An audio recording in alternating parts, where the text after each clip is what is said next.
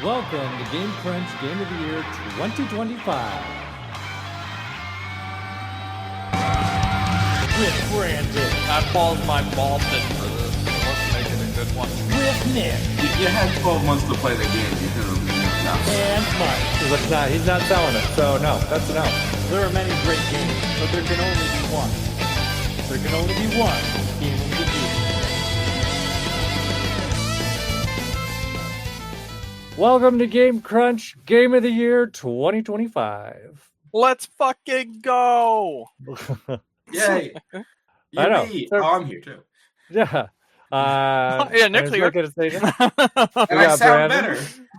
And we got Nick. We're here to talk about Game of the Year. So, what do I have to say before Game of the Year? Well, we'll let you know if there's spoilers beforehand at the top of the category. There should not be any spoilers in this episode. You had 12 months to play the game. You should have, no. Yeah, exactly. Like, what are you waiting for? You slug. It's true. It's true. So we will let you know if those are there. The way we do our general categories which is what you will hear most of in this episode. We will narrow them down to a top three, and then we will pick one winner out of those. So you'll have one winner, two runners up, and then that's the category. So we do not, for these categories, it's just majority rules. So there is no unanimous consent for this. That comes later in Game of the Year. So yeah. All right, you ready to get into it? Yep. Yeah. Okay. So we're going to start off with Best New Series Entry. So this would be a video game who is part of a series, and this is a new entry to said series. So our entries for this category: Donkey Kong Bonanza, Metroid Prime 4 Beyond, Silent Hill F, Hades 2, Hollow Knight Silksong, Hyrule Warriors Age of Imprisonment. So there's our first categories. So yep, let's get to it. Okay. Mm-hmm. I have 4 that stand out. Okay, that narrows it down. Great. I had one I could already knock off, but yeah, we hear your 4 that stand out. Silksong, Hades, Silent Hill F, Donkey Kong Bonanza. Oh yeah, that's fine. Yeah, that's I think probably what we were thinking anyways. Metroid Prime 4, well, it is a good game. It is not a great game. It's okay. Yeah. So it's so mid. Like, I don't hate it, but it's just mid. It's the most 7 to 7 ever. Yeah, probably something that went up pretty well. There are definitely things that the game does well. We'll probably talk about those later. But yeah, at least for this category, it does not fit the bill. So there's that one. Hyrule Warriors I added to this list because it is a good series entry. And probably one of the strongest things there. Actually, if anything, if Nick was going to add anything to this category, it probably would be Kirby Air Rider. Yeah.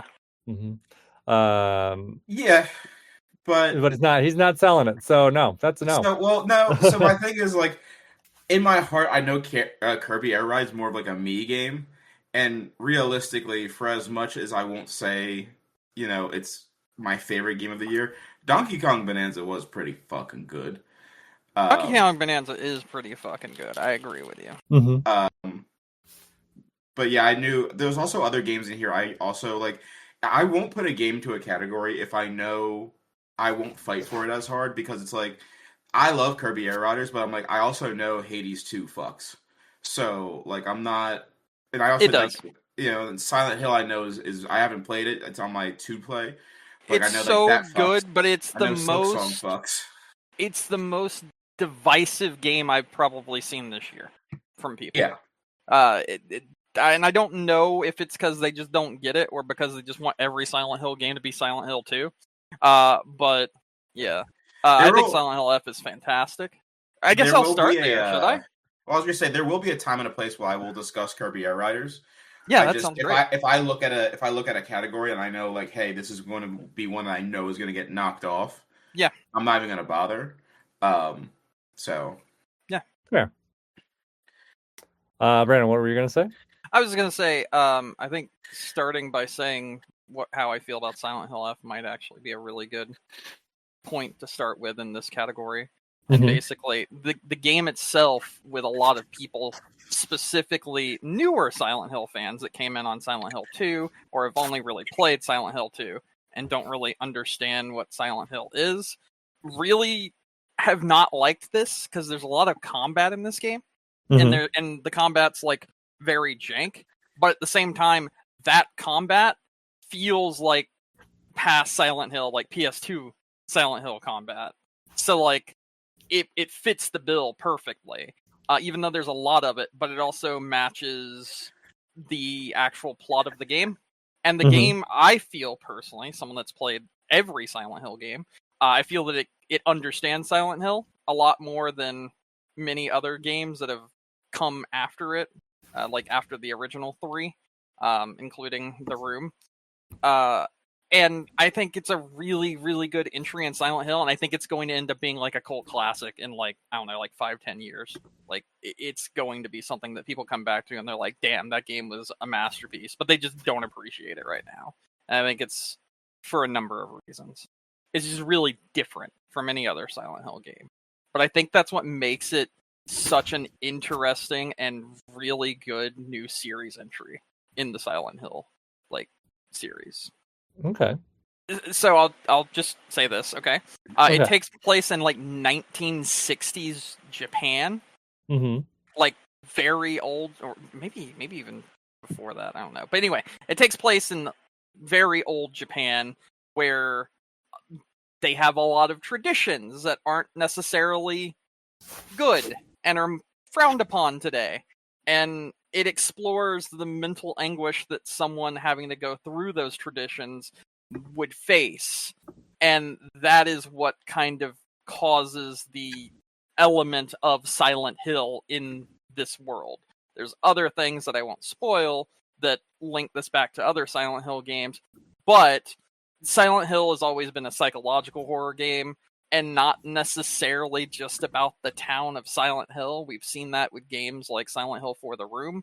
And a lot of people are like, oh, but you don't actually go to Silent Hill in this game. I'm like, it's not necessarily a place. It's like torment, you know? It's a state of mind. It's a state of It's a concept. It's a concept, I was exactly. going to say, is it like the idea, roughly, that like Silent Hill isn't a place, it's a people? Like, it's everybody has their own silent version. Everyone has their own version of Silent Hill. There's no, yes, like, the exactly. character from Silent Hill F could not be in the real town. Like the original character. Her name. That's another reason why people have a lot of trouble with it. No, I said his, really... as for the original game, his. I said his.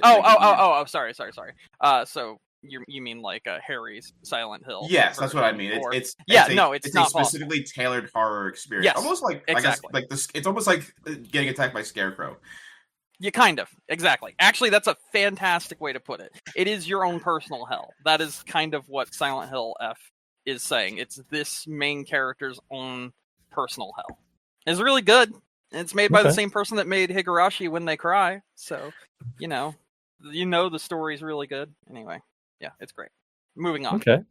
I kind of just want to keep Silent Hill, Hades 2, and Bonanza on here. I'll be completely honest. Like, I would say Silksong, but I didn't complete Silksong, and Silksong is actually very, very hard.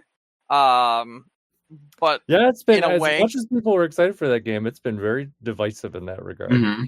In a way that feels like I get it. I get the element and why it is as difficult it is, but I just wasn't having as much enjoyment out of it as I was with Hollow Knight.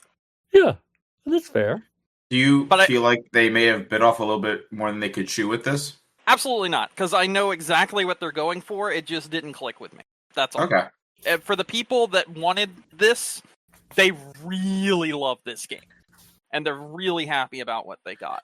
But for the more casual players of Hollow Knight, I wasn't huge into Hollow Knight. I recognized it was a really good game. I didn't go for all the special ultra endings and this, that, and the other, and the really difficult things that you have to go through to get some special boss fight and all that stuff. I didn't go through that. Many people did. Silksong is made for those fans. Okay.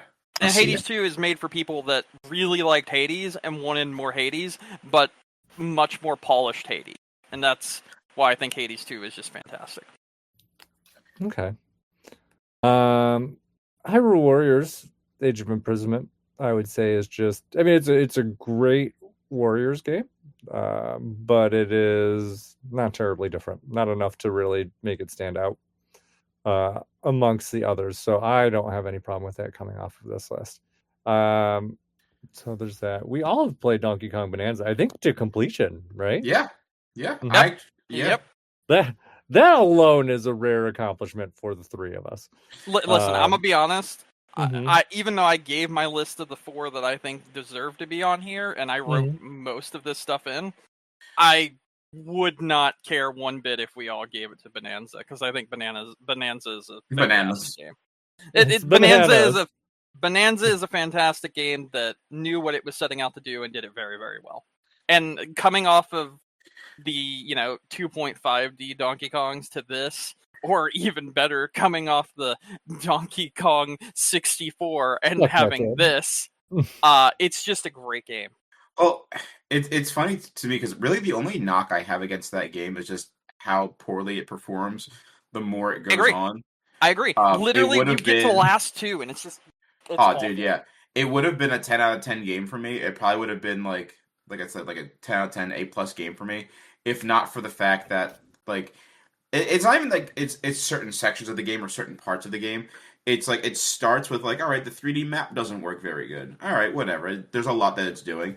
And then like the further you go into the game, like the levels themselves and like the boss battles, I'm like, all right, this is kind of like not okay. And they really haven't done much of a performance patch or upgrade to it. So I think it's the engine that's the problem. I think it might be. I don't and they know. also use a double buffer VSync, so you literally drop down to 30 FPS if it can't maintain the 60, no matter what. And it's very jarring. And I do agree with you, Nick. I think that is the only thing that stops this from being a 10 out of 10. The last 4 hours of this game, I was fighting the frame rate, not the bosses. Yes, no, for sure.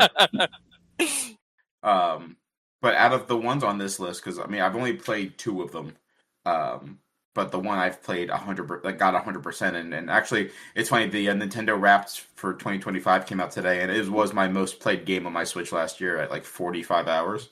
Oh wow! I should look and see what mine says, because I didn't even pull up my Nintendo Wrapped. I don't even know if I got it. Where the hell would that even be? I just had to go to the website. I don't think I got an email for it. Yeah. But I saw that I saw that they posted it on Twitter around the same time that Nick had done it. So I actually was just about to send a message to you, and then Nick was like, "I did this," and I was like, "Oh, okay." I should be working, but here you go. Yeah, exactly. Yeah, we got Nintendo. Get started. I do want to play Hades 2 because I do love Hades 1. You should play it. And then, honestly, on my list of things to do for this year is not only play the Silent Hill remake, the 2 that came out, but I do want to try out F, but as well as dipping my toes back into Resident Evil because I haven't played any of the newer ones. So, oh man, you are in for a treat. There's that sweet deal. I don't know if you want to play it on the Switch too, but there's that sweet deal for the collection that's coming out. I don't know if all of the new ones, like 7, 8, I know one of the 2 got added recently to Game Pass. I don't know if they're both on Game Pass. I don't know. So 7's fantastic. Like, actually, like, legitimately scary. 8 is moving more in the Resident Evil 4, but still kind of scary. And it's still really fun. It's so much fun. I'm really hoping 9 is good. But 4 Remake is also really, really good. Yeah. So... I can't get my Nintendo Wrapped. It literally won't load for me. It was having issues earlier that you might have to, like, return to it later. Mm-hmm. But yeah, also, I mean, I know the running joke is on here that I don't finish anything, so again, the sheer fact that I put as much time as I did to Bonanza, yeah, I know, like, speaks volumes to it. I am going to try and be better about that this year, because actually, I was talking to my fiance about it, and I was like, how the fuck did we get to December, and I can't name, like, I'm struggling naming 10 games that, not only did I complete that, I touched. I was like, where's all my time going? You have missed one of the best years for games. Easily. I think this is as good as... Let me see what the was. Hold on, I gotta get it right. Because like, there's a lot of stuff that I just did not touch this year that I'm so upset about. But like, I mean, there was things that I did like at least put some time into, but I'm like, damn, I need to catch up. Bro, I've got a lot on this list that you've probably at least heard of or never even heard of, and you definitely should play most of these. Listen, it's Bonanza. It's Bonanza for me. I mean, even with the performance issues, I think Bonanza is a fantastic.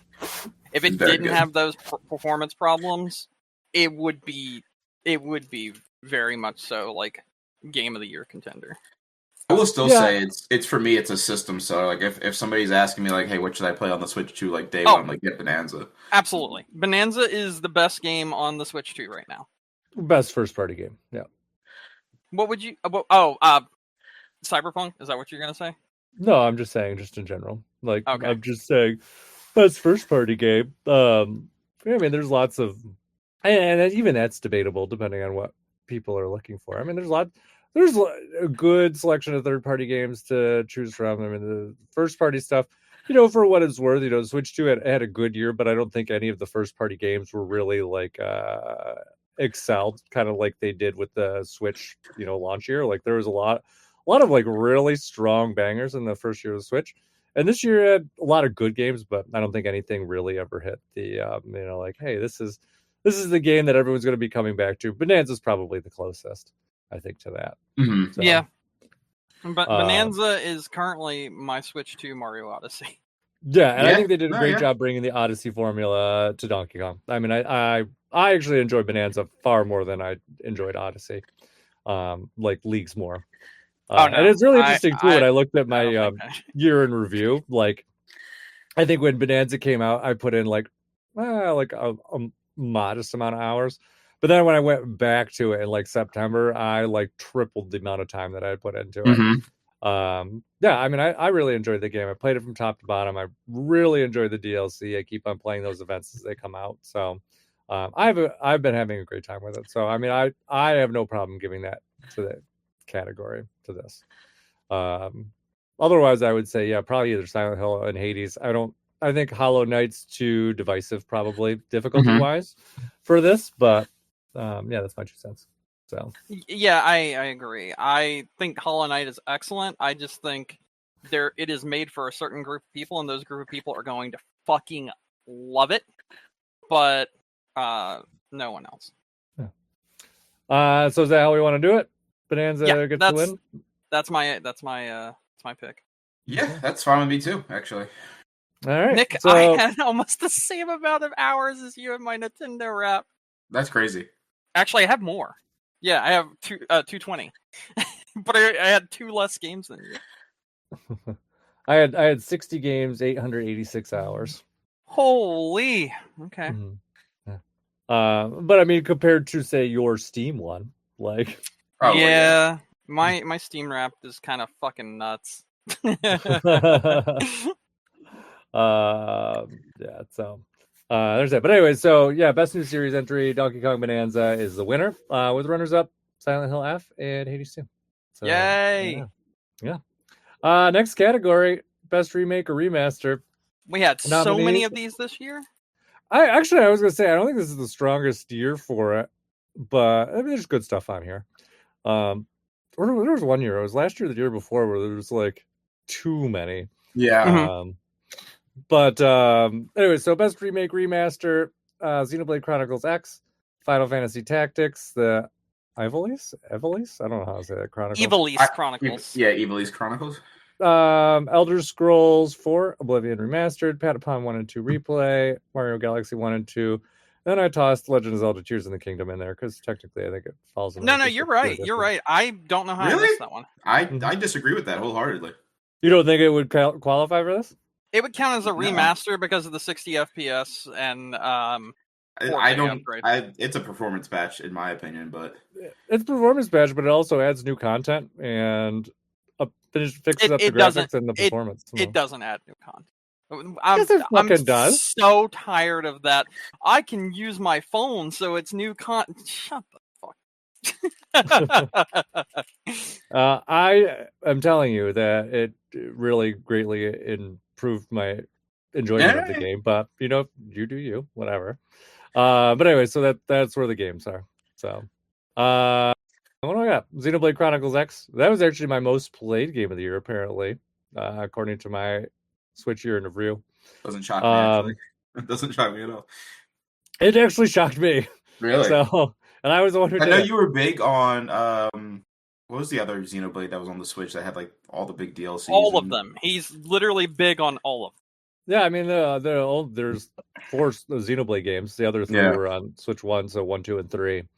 Xenoblade Chronicles X, I think, is the weakest of the Xenoblade Chronicles games. Because it was supposed to be an MMO initially, right? I don't think so. I don't think this one was supposed to be. But it's it built is like one. Yes, it plays like one. But I think for this remaster, I think I would call it, they definitely fixed some of the issues that were in the original game. They tightened up some things. They made it some of the leveling aspects a little smoother. They kind of smoothed out some of the gameplay snags that people had. So that's all good. They actually gave it a conclusion, even though it was really fucking weird. So I don't even know what to do with that, but it's definitely more of a complete game than, say, the original was. I think it's really enjoyable. Obviously, I put 100 and some hours in there. I mean, it wouldn't be my top game of the year, but I definitely spent a lot of time with it.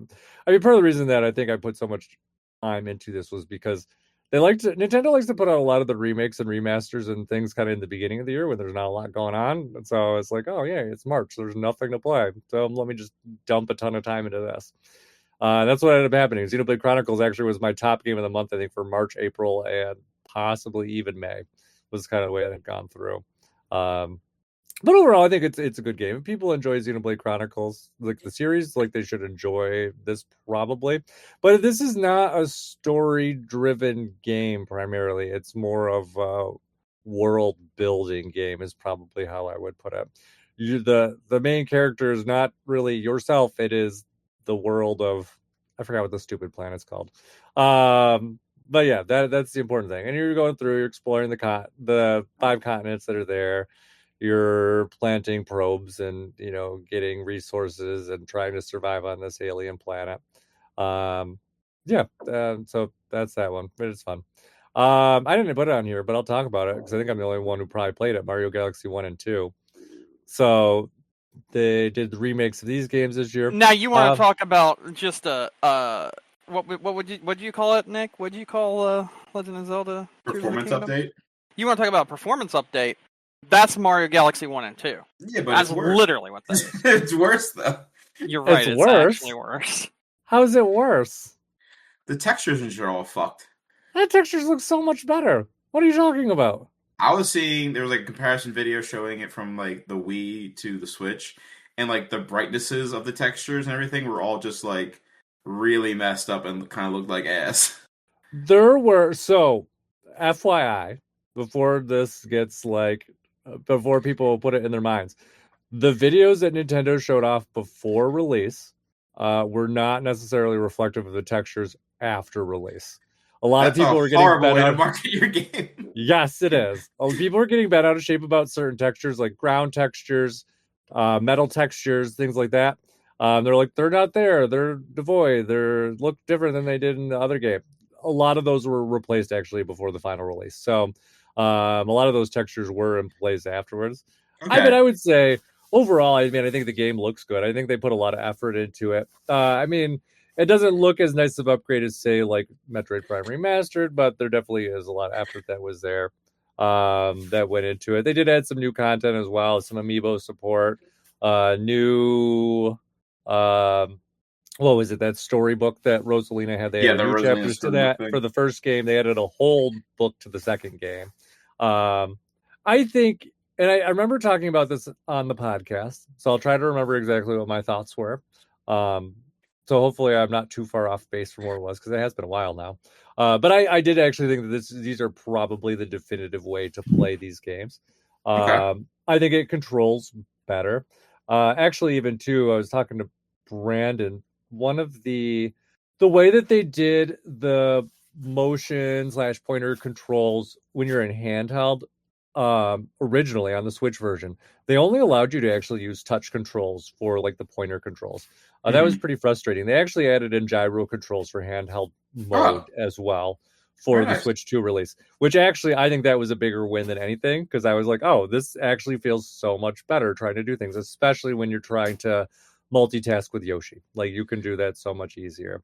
I actually too, and this is kind of related to a different conversation, but actually kind of technically relevant to this too. I've also come to the conclusion that pointer controls on the Switch are better than pointer controls on the Wii. But it's part of it just generational, and part of it is technical. And the reason for that is the technical issue is, if you have the Wii controls, they're a little bit more accurate because it recenters itself on the screen with the pointer, with the IR bar. That's nice. But the problem is there's lots of things, and I didn't think about this in my rose-colored glasses when we talked about this previously, but I remember it now because I just fucking went through it. There's lots of things that are really annoying about that. Like if you're not in a direct line of sight with the IR, or if something else in your room can substitute as an IR, like a lamp, or if your dog just wants to fucking stand in front of you. Those are all things that are really annoying when you're trying to deal with those pointer controls on the Wii. Because the Switch is using the gyros instead of having an IR thing. It's nice. You have to recenter a little bit more, but with the Switch 2, it's a bit more stable. I really didn't feel like I had to do it that often, generally just maybe in between stages. Very uncommon during a stage. So they tend to hold their place a little bit more. Ideally, in a future update, maybe they'll find a way to do like a hybrid, like a IR, thing where it can kind of recalibrate, and also, the gyro controls when it's not, but it is what it is. I think, honestly, what they did with Mario Galaxy 1 and 2, it is my preferred way to play this game currently. It looks nicer, it plays better overall, and I really enjoy Galaxy 2, so having that available all the time is nice. Because I was going to say, other than the price, the main turnoff for that game for me was, like I was saying, like the way they presented the textures in the original trailer. I'm like, this looks like ass. Like, this looks really, really bad.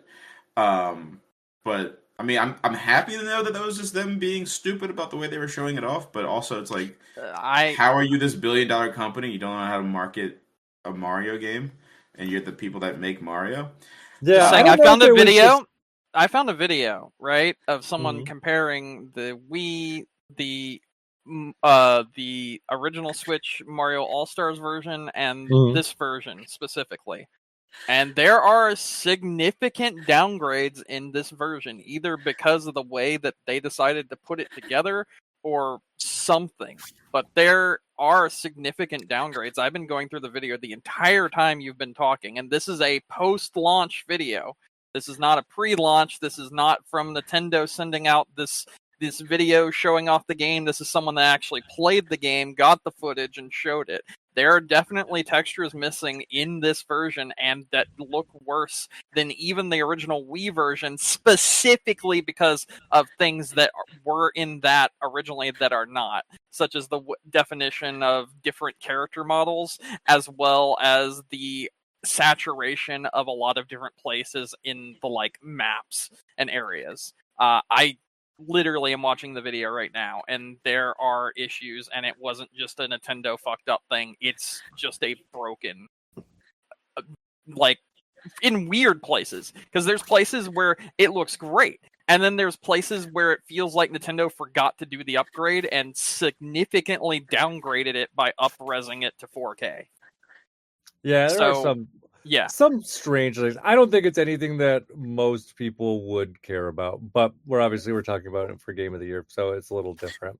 But yeah, and also too, Nintendo, for these Switch remasters they've been outsourcing the work. So I don't know. There was some strange shit with because I didn't even put it on the list. It was a remaster from last year. The same thing with what was it? Donkey Kong Country Returns. Yes, some really strange stuff that was out of place in that game. And that actually, I think, was detrimental to it. So, the most egregious things that I'm seeing are some of the character models, when up-resed to 4K in the new version, it loses detail and it gives it like a smearing effect on some of the models. Specifically Bowser, like his scale detail is completely gone, and it just looks like Vaseline was smeared over him instead. That's really strange. I mean, I was playing this game mostly on my 1080 TV, so maybe it just was not as apparent with that. But it's possible, but like I'm like looking at like side by side pictures, and it's like very noticeable. Yeah, I don't recall. It obviously was not something that stood out to me. But yeah, but it is something that does need to be brought up when talking about a game that's the best remaster, when it I don't very clearly isn't. Well, yeah, because like I said, like a lot of the things that I saw, I remember specifically there was one world that like had like a lot of shiny, like kind of chrome textures, and the global lighting in it was like yes, god awful. You know what? I'm gonna actually give you an exact video so you guys can both see this. I'll just put it in general real quick. Yeah. And I'll put it at the exact marker so you could kind of see different places of where it's worse. So like some of the like textures on like ice and like in water and around like, specifically like textures are that actually like broken. Anything.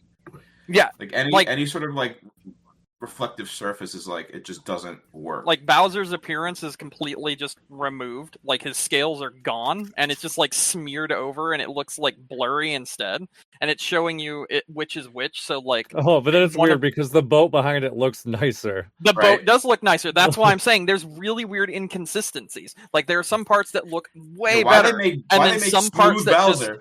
Yeah, why'd they smooth over Bowser, right, dude? Like I mentioned, specifically character models seem to be the ones that are running into issues with this remaster. Mm-hmm. And he even says that in the video. He says, like, the airship's new model looks great, but what did they do to Bowser's scales? Did they steal them? What happened? Smooth Bowser. Smooth Bowser. And then the platform looks great. We're missing an entire like texture from one of the like panels that he's standing on. It's just weird. See, it's like weird little inconsistencies that make it.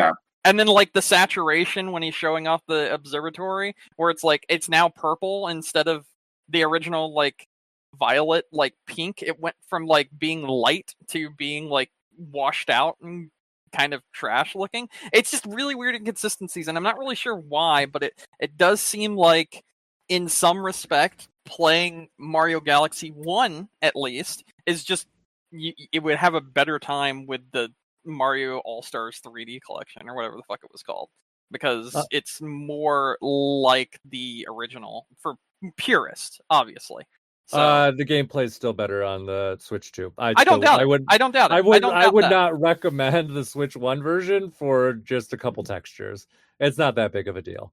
At least to me. I mean, I guess if you got some purists out there and be like, "Oh, I'm not playing this game because Bowser doesn't have his scales," then power to you. But I think more so what my issue is with that is you're charging the price that you're charging for a subpar product and like marketing it as better when it's not better. Yep. I it's better. I'll say it's better in some aspects. Obviously, like you're saying the gameplay is better, and I do agree. Like from a technological point, yeah, the motion controls on the Switch 2 is going to be much better than the Wii were, because you're going from basically an IR detecting light to the Switch 2 Joy-Cons being literally that audio of the missile knows where it is because it knows where it is not. Mm-hmm. But I'm like, that's kind of like a weird. That puts me in a weird position because I'm like, do I want to pay that inflated price for a subpar product on one hand, I don't. or do I want to pay, because it's just kind of weird. And I also I own both games on the Wii still, so I'm like, I wonder, is it that bad? I don't know. Maybe you're right in the sense of I am like looking back through things, because I mean that's what almost fucking 20 years ago at this point. But I'd rather not put my money towards an inferior product, even though like it's overall like the gameplay might be better, and that's all well and good. But I'm like, don't make me suffer in other places. Tell me this is better, and then charge me an egregious amount of money for it. It just feels lazy. That's all. It feels like it's a bit half-assed. Yeah. I think what's going on with the better better controls that you're talking about that makes it a better game is because the technology has advanced. That the technology is doing the heavy lifting there, not necessarily the actual port. No, it is. There was no gyro controls in the first game. That is a huge thing. It has nothing. The technology was there in the first game. They could have done it. They did not. Like, and that alone, if you play in handheld, I think is an astronomical difference. Mm-hmm. If you don't play in handheld, if you play in mostly TV, you're not going to notice a huge difference. The controls between the two very similar. I mean, in terms of like if you play with the pointer controls, the fact that the Switch 2 retains its position better, like yeah, sure, that definitely is a technology thing. Like they're using better gyro controls, Yeah. but the fact that they just added the gyro controls in a handheld mode, huge. Like that is not a technological advance. It should have been there in the previous one. But like really. What you're saying is what I could say about like upgraded PS5 games because of the DualSense 5 or whatever. Like it doesn't make the actual port better, it just makes what you're playing it on better. So like you're playing it on a better system. Yeah? So like I don't know. Maybe I'm it's overthinking it, but well, I mean, would you rather like I mean, I don't really get the analogy because it's would you like when you're playing in handheld, would you like to claw your hand and drag your finger over the screen while you're playing? Why would that or ever would be you a like thing? to Why would that ever be a thing? For the pointer controls in Mario Galaxy. That's how it was in the first one on the 3D collection. Yeah, again, I think. Okay, never mind. Just forget it. Like that is like an actual. Like, I don't. You have I to don't stop care enough to have playing. this conversation. I know, but I'm just telling you, like it is a definitive like gameplay thing that has nothing to do with technology. That was all have to do with the port. So I don't know. That's my 2 cents. So, but I mean, obviously, this is not going to take this category. So I don't know why we're spending so much time on this. So there's that, and then the last one we already kind of talked about it. Tears of the Kingdom.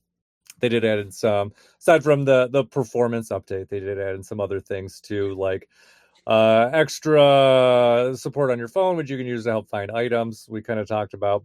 Also includes a lot of new lore and like they call them voice memories. Like when you're going through certain areas, like you'll get extra feedback from Zelda. The voice actors actually will talk about the things that are there. You can also share items and builds in between players because of this update as well, which is actually kind of cool. So if there's something you want to try, you saw something online, as opposed to how it used to be, where I think you had to do something weird to get stuff from other people before. Now you can just share it through the app, which is pretty nice. So, yeah, so that's the big thing. I mean, I think for a lot of people, like Brandon, I know we talked about it there. This Switch 2 update actually made the game playable for some people. Yeah, that's kind of how I feel. I legitimately think that the best remake this year, and I know Nick, you were saying it's just a blah blah blah blah blah. It's just a performance patch, which I agree. I do agree with what you're saying. I'll say, while Mike was talking, I was kind of reassessing the verbiage in my head. It's a director's cut. It's a director's cut. Yeah, that's fine. That's fine. That would still. It's still not a remake or remaster, in my opinion. Okay. Like that's like saying every PS5 version of a PS4 game is a remake or a remaster, and I don't agree with that. Yeah, and that's I mean, fair. like, never mind. Go on. Oh no, I was gonna say. I mean, that's fair. I mean, it's it is still an upgrade in a lot of ways, but it's not compared to a lot of stuff that's on this list. Not technically like a huge difference. Yeah, that too. Like even if like you wanted to call it that, like looking at the rest of this list, like immediately like there's another game that like stands out much more than what Tears of the Kingdom got to me. Yep, there is. So what do you think should be the winner of this list, or what do you think should be the 3, Nick? So my 3, honestly, I haven't played Patapon 1 or 2 Replay, although I want to. It's fantastic. I love Patapon. But my 3, if I had to play pick, Rataton also would be FF, Elder Scrolls Oblivion, and Patapon. With Elder Scrolls taking it because that did the impossible and not only made an old Bethesda game playable, but much more enjoyable. Well, I have a hot take. Also staying true to the game, even incorporating some of the more well-known glitches into it. So I have a hot take about that. I actually think, even for as good as of a remaster / remake as Elder Scrolls Oblivion is, much like Donkey Kong Bonanza, the longer you play that game, the more it falls apart performance-wise because of our little friend Unreal Engine 5. It's it is a actually not mess. Unreal's fault in that case. Wait, why not? So the funny part about ES4 is that it's not a pure vanilla remake in UE5. Mm-hmm. It's Gamebryo with like heavily attached UE5 bits. Okay. So like there's still some Gamebryo jank in there on top of the UE5 jank that you get from every UE5 game. Mm-hmm. But I still think it plays like I would never play Oblivion vanilla. I'm not touching it. That's totally fair. I get that. But this caused me to actually get into that and play that a bit. Mm-hmm. And from what I played was enjoyable, but also like I'm not saying that you're not this kind of person, but I'm just saying that as somebody who has spent hundreds and hundreds of hours inside of Bethesda games. Yeah. I expect the game to kind of get shittier as I go on. No, I get that. But it's a feature, not a bug. We just dragged Mario Galaxy 1 and 2 through the mud for having shittier aspects, and I think legitimately for having a prettier game, but breaking more and more as it goes along and as you play it, I think it deserves to be dragged through the mud as well. Looking at this, I still think it should be in the top 3. Looks better. It plays and looks better. I still think it should be in the top 3, but I'm going to say this. This is my hot take just from seeing other people play it. I think Final Fantasy Tactics, the Evil East Chronicles, should be the winner here. Specifically because they went through and recorded voice lines for every line of dialogue in this game. I can respect. You know, that I can respect. Wow.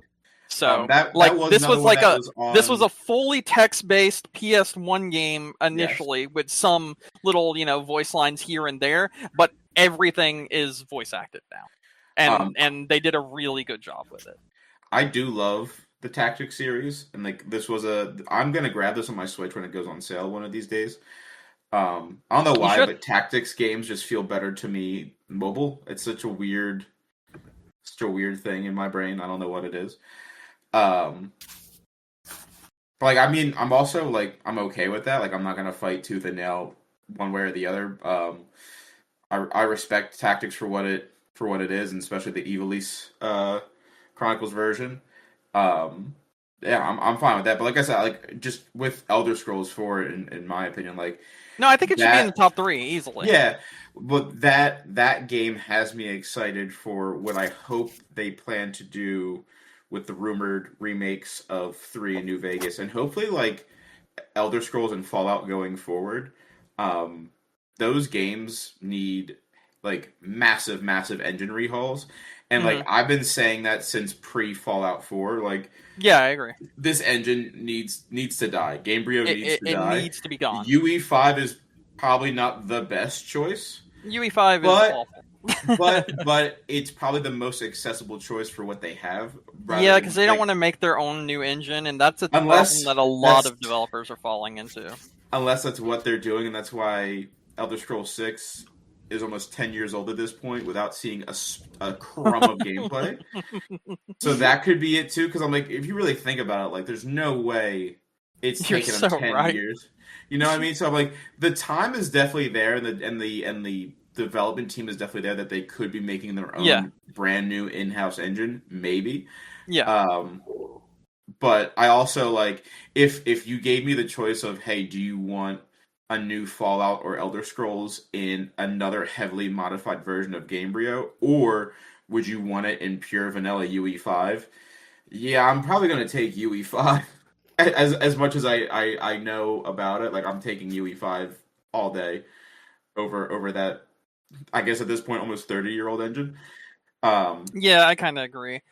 I actually think that 3 here should be Xenoblade Chronicles X, Oblivion Remastered, and Evil East Chronicles Final Fantasy Tactics, with Final Fantasy Tactics winning. That's my pick for this category. I don't know how everyone else feels. I think that's reasonable. What, Nick? I was asking how you feel. I mean, I think that's reasonable. I mean, I'm not. Like I said, I didn't put Galaxy 1 and 2 on this list. I just talked about them because I think I'm the only one who played them. Yes. And I don't feel that strongly enough to have put it in the list in the first place. So I'm okay with that coming off. Tears of the Kingdom, like I said, it has some nice features in it. I think that, I mean, of the games I have played on this list, I think that's probably my favorite there, but I'm not going to fight for it too terribly strongly for this list either. So I'm okay with those three. I think that's a reasonable take. Okay, so, I'm cool with that too, honestly. Sounds good. Okay. So let's see. So best remake, remaster, we're giving it to Final Fantasy Tactics. Is that what we said? That's my opinion. Did we decide that? Okay. I'm fine with that. Okay. So best remake or remaster goes to Final Fantasy Tactics, the Evil East Chronicles. Evil East Chronicles. Yep. With runners-up Xenoblade Chronicles X and Elder Scrolls 4 Oblivion Remastered. Real quick aside, Brandon, do you want to hear something stupid? Sure, that I learned about Final Fantasy recently. Absolutely. So not to go off on a huge tangent here, because but obviously, we all know at one point 13 was supposed to be like a new branching off world of Final Fantasy. Yes. And like me and my friends were talking about that, but then we were talking about how like 10 was supposed to kind of be like the start of like a new FF universe. Yep. And how in 10-2, because I didn't play 10-2. Did you play 10-2? Neither did I. I did, but I didn't finish it. Did you know that FF 10-2 is a prequel to FF 7? No, I didn't. What? There is a character in Final Fantasy 10-2 named Shinra who goes on to make the Shinra Electric Company. What the fuck? Who knew? Not me. No. Not me at all. Yeah, I've never heard Final Fantasy X is also officially considered a prequel to Final Fantasy VII. Yes. What? Both games. That's crazy. Isn't that fucking dumb? That's so cool. All right, well, that's neat. I like that. Did you know that Final Fantasy 12 is a sequel to Final Fantasy Tactics? FF12 kind of sucks. FF12 is really good if you don't have a bitch in your ear telling you it's not good. That's fair. It's me. I'm the bitch. All right. You guys ready to move on to the next category? Yeah. All right. Yeah. Next category, best gameplay. Game that is outstanding in its field, specifically for its gameplay. Yes! Our Rhythm I get to Doctor, talk about good games. Blueprints, Schedule 1, Ball X Pit. Ball Pit. Ball Cross the Pit. Ball Cross Pit. No, it's Ball Pit. It's time. The X is silent. It's silent. It means like... No. All right, don't make me explain this. All right, it's like Hunter x Hunter. You don't say Hunter x Hunter. I know Hunter people. Actually, I think the first time people like talked to me about that anime, they were like, "Yeah, Hunter x Hunter," and I was like, "What?"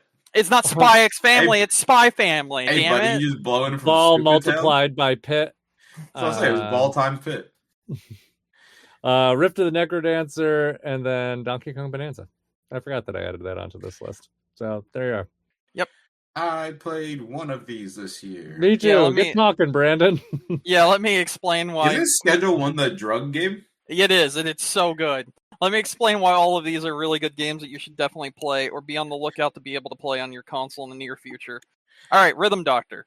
Rhythm Doctor is perhaps one of the best rhythm games I've ever played. I know that's saying a lot, Nick. Let me get your attention real quick. Let me open Steam real quick. All right, yeah, you'll see it's overwhelming. I have positive review. $50 burning a hole in my Steam wall. Oh, it's only like 14 or 20. It's worth every single penny. All right. Anyway, it's 20. So this is a game that uses a singular button to play. However, they continuously change up the beat on you, as well as completely fuck you over as the player.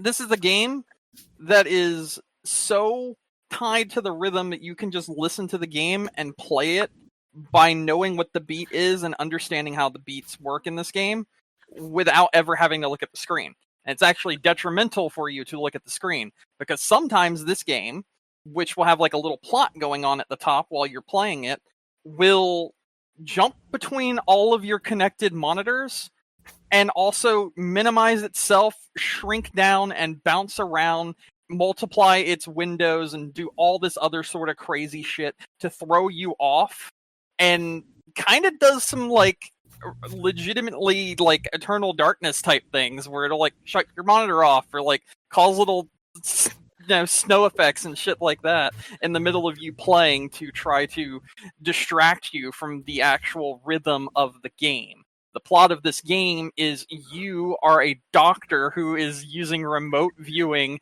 to work on patients and resuscitate them with a defibrillator, and the defibrillator always has to be played on the 7th beat. The 7th beat changes depending on the person's heart rhythm, and the heart rhythm is done in a way where you can actually see it on your screen, so it's like you're like doing some like work from home, but your work from home is defibrillating in a patient. But sometimes the computer that you're seeing the heart output and everything on gets hacked because someone has put some kind of virus into the network system that will sometimes interrupt or try to disrupt you from being able to actually operate on these patients for different reasons. It is very silly. It's very over the top. It's got like this musical kind of like theme to it. You'll have like one woman singing, and then like the guy that she's singing about on like your other monitor will pop up and start singing, and then the windows will come together and connect with each other while the song is going on, and do like all this crazy shit in between, all while you're having to resuscitate them because of their own issues, such as people that are smokers that will cause the beat to be slower, or people that drink a lot of caffeine that will cause like the beat to be faster, and different patients have different like heart rhythms that you have to play their music to the beat of, and it will change up depending on their ailments as well. And all the music in this game is fucking fantastic. The way that the entire world is presented is awesome, and the songs are great, and then the remixes that you get after you beat a song is also great. And the fact that the entire game is played just using a single button is what made me put it on this list, because it's not necessarily the fact that, you know, it's got a whole bunch of buttons that you have to memorize or this, that, and the other. Instead, it's like you actually have to play this rhythm game on beat to the actual rhythm, which is very different from a lot of rhythm games. A lot of rhythm games, you can kind of just look at like the notes that are coming down at you and press them, but you actually have to follow the rhythm in order to succeed in this game. And it does a lot of really unique things that is just awesome and really fun. So that's why this one is on the list. Okay. There you go. I'm sorry, I was yapping for a very long extended period of time. Give me 1 second to formulate my thoughts on this next one. Okay. Collect the brain power. Blueprints is a game that is a puzzle game, but also a roguelike game. The way it works is you have inherited a mansion, and if you can find the hidden floor, you will win it, and you'll get the deed to the mansion, and you'll be able to keep it forever, and it's now your place to live at. That's the last thing of the inheritance. You actually have to find the room that has the deed so that you can officially inherit this mansion. Every room has little like escape room like puzzles and different things, but also whenever you open a door, you have essentially a pool of what you could place next. And every single time you open a door each day, that door is going to give you 3 different options. It can be more, it can be less, depending on the way you have set up your quote unquote like deck, basically. And you want to find a way to place rooms on the blueprint, see what I see right there? In order to build the correct like structure so that you can make it through the entire house, but also get all the items that you need in order to progress. So it's got a lot of things where you can only take so many steps a day, but if you do certain puzzles, then you get more steps added to your step counter so that you can move further into the building. But if you need to backtrack to get something, that also takes away from your step counter. So it's a constant strategy like tug of war where you're trying to learn things, and the more you learn in your run, the more it will make it easier in your next run, and maybe you'll get further, and maybe you'll find a way of going deeper into the mansion to get closer and closer to being able to get that blueprint and get that deed and inherit the actual mansion for your own. And it's really interesting, really cool. It's got like a lot of Witness vibes. It's got like a lot of those kind of game vibes, and it's a very unique and interesting game.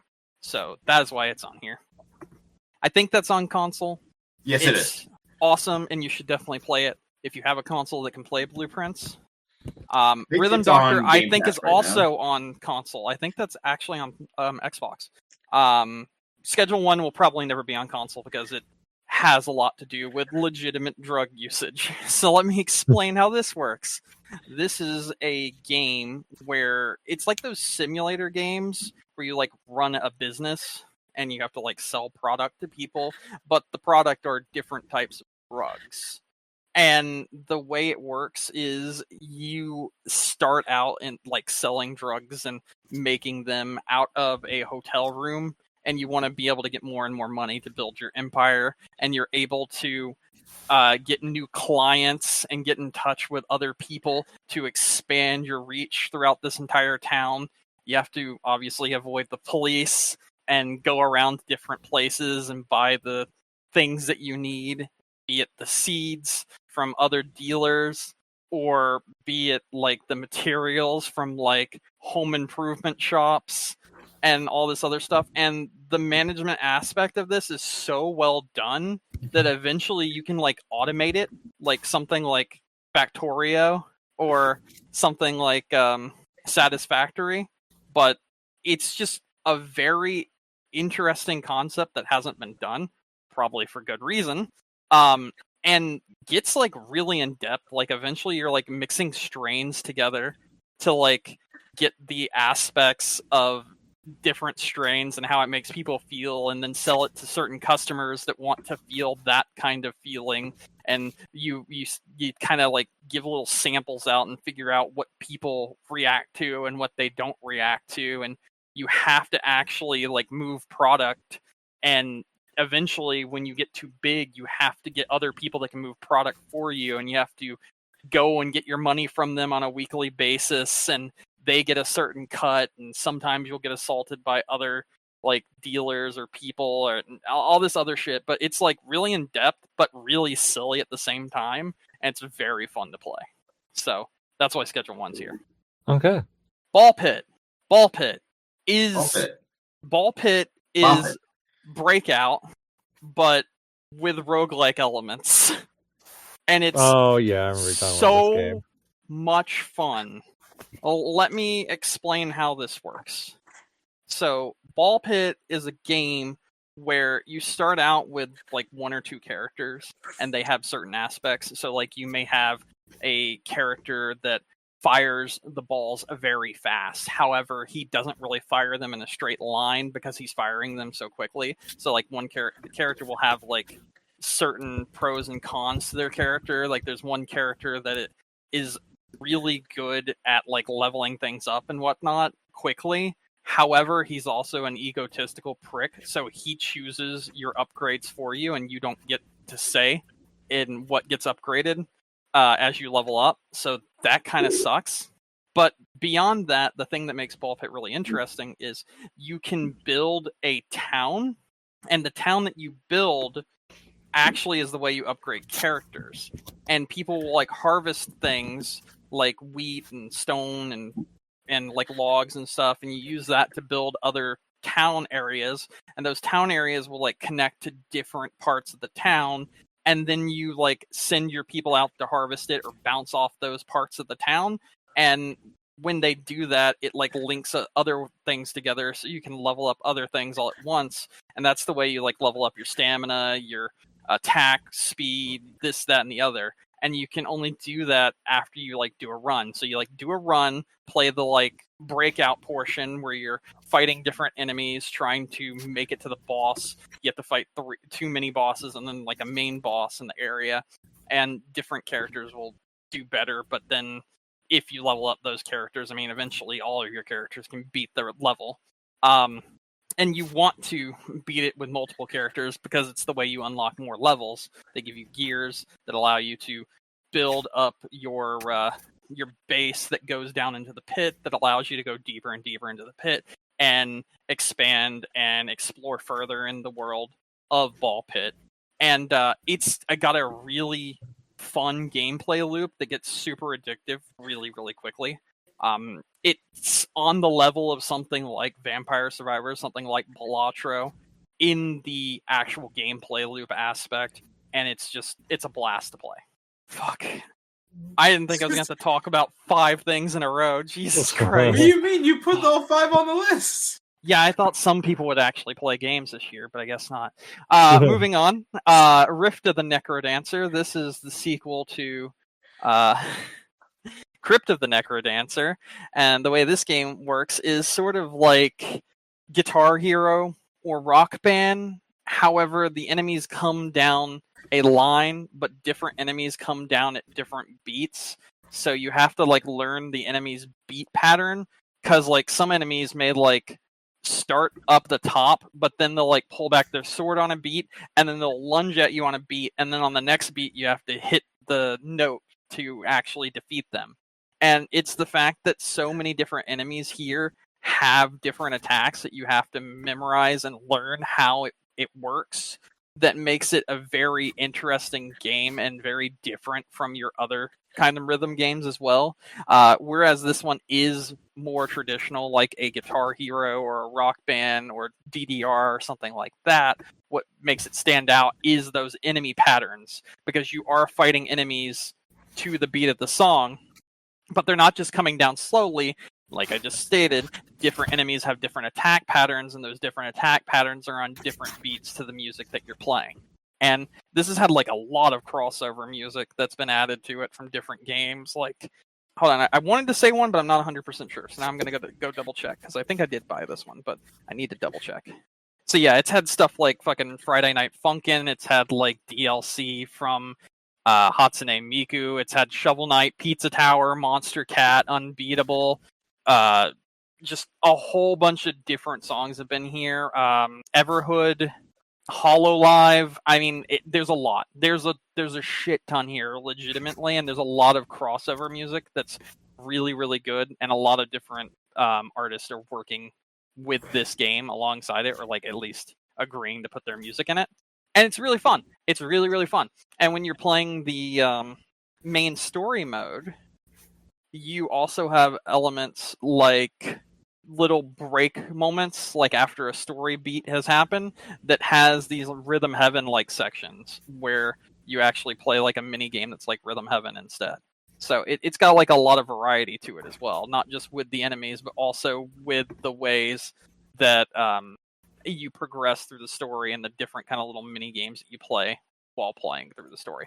I think this is a really, really fun game. And again, one of the better rhythm games that I've played in a while. Between this and Rhythm Doctor, I would definitely give it to Rhythm Doctor. But this is a much more traditional like rhythm game that just has some differences that makes it stand out from the others. So yeah, those are my 5 fucking games that I wrote on the list. You have to do the next to category fill up too, bud. pretty much everything. Oh, don't worry, I will. Don't worry, I will. I just yeah. I think it'll be easier to convince people of some of these games now because of this. Also, a lot of these games flew under the radar, and people really should play them because they're really fucking good. Yeah, I mean, there's a couple on this list that there's 3 on this list that I do want. One of them I can buy and just have not yet. Rift of the Necrodancer's been one. Well, I guess Blueprints is one I want, but just not on the system I want. That's the issue with that one. Yeah, you want it on Switch probably, right? Yeah, just because I like we talk about on the show, like I do like having most of my stuff. I really enjoy the option of playing it portably or on console. So that's one really nice thing about the Switch. No, I understand. That's how I feel about Steam Deck most of the time. So yeah, exactly. And that is nice because you have the option with pretty much everything on the Switch or Steam. So, but yeah, I mean, I could definitely Rift of the Necrodancer is something that's available, and it's been on my wish list for a while. And I see it go on sale, and I'm like, is it time yet? And I'm like, I No, not definitely yet. think you should give it a try. I think you'll really enjoy it. It's very Yeah, I mean, I fun. love rhythm games, and it looked great every time I saw it. So, God, I hope Rhythm Doctor comes to consoles. I really want that game to do well. It is something so different that it really stands out head and shoulders above the rest. yeah, that game looks really interesting too. Because I remember watching the videos when we talked about it previously. I think that game looks. Actually, I think of the two rhythm games, that's the one I want to play more. Yeah, I understand, and I completely agree. I do think it's the better rhythm game as well. Yeah. Like I said, one is much more, a normal rhythm game, and then one is a legitimate rhythm game that is very different from any other like music game that's out there. Yeah. And Blueprints is right up my alley. I love those kind of puzzle You mystery will games. love Blueprints when you get to play it. It's so good. It's Yeah, so so- hard to describe, but I tried my absolute best to do so. No, you definitely made it more on my radar than it was. So, but I would say of those 5 games you talked about, those are the 3 that interest me the most. The only one we didn't really talk about, although we kind of talked about in previous categories, Donkey Kong Bonanza. Plays more like Odyssey. So you're going around trying to collect bananas. That's your big currency in the game. Although apparently, I think you can beat the game without getting like a single one if you really want to. That's interesting. Yeah, it is. It was just speedrun at HDQ like in like an hour. Yeah. So I guess that would be like the one to watch if you want to see how that happens. Yeah, it's pretty interesting. I do enjoy watching those from time to time where I'm just like, how do people get through this so fast? What are they going around? So is that, but what Donkey Kong I think does that I think is interesting compared to say like Mario Galaxy has that whole like terraforming, like destroying the environment kind of thing. And the way that you use the different things in the environment to progress through the game. Because there's all sorts of interesting like terrain. So I mean, you have your like mud, dirt stuff that causes issues. Then you have your harder stuff like concrete. You have your really hard stuff that you have to use like your bonanzas to get through. And then there you have those weird floaty platforms which are interesting. But I think that they did a really good job of like having some creative solutions to get through some of these different environments to progress through. So I think that's good. I mean, for what it's worth, I am definitely okay giving it to the 3 that I said, caught my interest more. But that's just kind of where my 2 cents are on. I'm gonna be honest. category. I think Rhythm Doctor has some of the best gameplay I've ever experienced in a like rhythm game, and it's absolutely incredible. I also wouldn't be against giving it the Blueprints. And again, I think Ball Pit is excellent and is something that really you can't understand how good it is until you play it yourself. Okay. Those are my 3 picks. My main pick is going to be Rhythm Doctor, though. So it's up to Nick, depending on which one I convinced him to like more from my fucking 30 minutes of speaking. What I was gonna say was that if for you to say that Rhythm Doctor is like if not your favorite rhythm game, like that to me is a huge sign of how good it actually is. Because it's so impressive, dude. You will love it when you get to it's play on it. it's on my wish list. I mean, that convinces me enough. Like I'm okay with that even taking it. And that Ball Pit was also on my radar. Blueprints has actually been sitting on my Xbox for months. You should play it. And You'll love it. It was funny because I think that and Avowed came out around the same time, and I was like, I'll play Avowed first. Oh, you chose the wrong answer. I did. Fucked up. So that's kind of where I am. As much as I like Donkey Kong Bonanza's gameplay, I feel like it's nothing that's too different from things I've played in the past. I mean, it's really fun. Don't get me wrong; like it's a lot of fun. But I mean, it's your typical Mario-inspired collectathon with a lot of what's the word I'm looking for? Like, you can break a lot of different shit, and that's pretty cool. With a lot of destruction. Yeah, a lot of destructive elements into it, which is would have been like really cool like 15 years ago. When that was like the whole. I all the still think rage. it's cool. No, it's still cool. It's still cool. I'm just I remember there being a time specifically. I want to say it was like in the 360/PS3 life cycle where they were like, look at these destructive environments, and like it kind of looked like shit. Yeah, But like everything broke like safety glass into chunks. Yeah. Hold on. Except for Red Faction Gorilla. There we go, my man. I pulled that one deep from the medulla. I was about to ask. I was like, hold on. Yeah, I remember one game that absolutely fucks. That shit would break like a Nature Valley fucking granola bar. Yeah. But I'm cool with, like I said, like Rhythm Doctor probably would be my number one for this category because I also, while you were talking about it, did watch the trailer. And it's so good. It's right. so cool, isn't it? The music does fuck, and it looks right up my alley. This one completely missed me this year. Like I said, I never even heard of it until you started talking about it. I've had it on my wish list for 3 years while it's been in early access, and then it released this December, and I was like, okay, I'm finally gonna buy it. Yeah. Oh, and it has full customization level editors, and people upload their own songs. So like, it's got endless content as well. Oh, that's awesome. I love that. Love that. All right. So what are we doing? I want to give it to Rhythm Doctor, but it's up to you, Mike. I'll see how you feel. Michael. Oh, you said Mike. I was like, Michael. I'm okay with giving it to Rhythm Doctor. That's fine. Cool. I'm thinking Rhythm Doctor, Blueprints, and either Rift or Ball Pit. Your call. Between those two, I really don't care. I think Rhythm Doctor and Blueprints, personally, I think those are the two strongest of the category. I agree. I think Ball Pit should have the third spot, though. I think Ball Pit is a sleeper hit, and I can't do it justice trying to explain it. You really have to play it to understand how good Well, you're going to try to get in the next category, so you better figure it out. Oh, yeah, don't worry. I've already got some things, but I've also said my piece, so I don't have much I have to add to it. I have to just tell you what makes it innovative. So we're getting there. Mm-hmm. Dick, do you have any thoughts one way or another? No, I mean, I'm cool. I'm cool with what Brandon said as far as Rhythm Doctor, Blueprints, and Ball Pit. Poop X butt. Yeah. Come on, man. I know you. I know you hate. I'm just saying words. I'm not hating on it. Okay, I was gonna say. I know you'll love this game once you play it, and you're gonna be like, "Fuck." All right. Anyways, best gameplay goes to Rhythm Doctor with runners-up Blueprints and Ball Pit. So there we are. All right.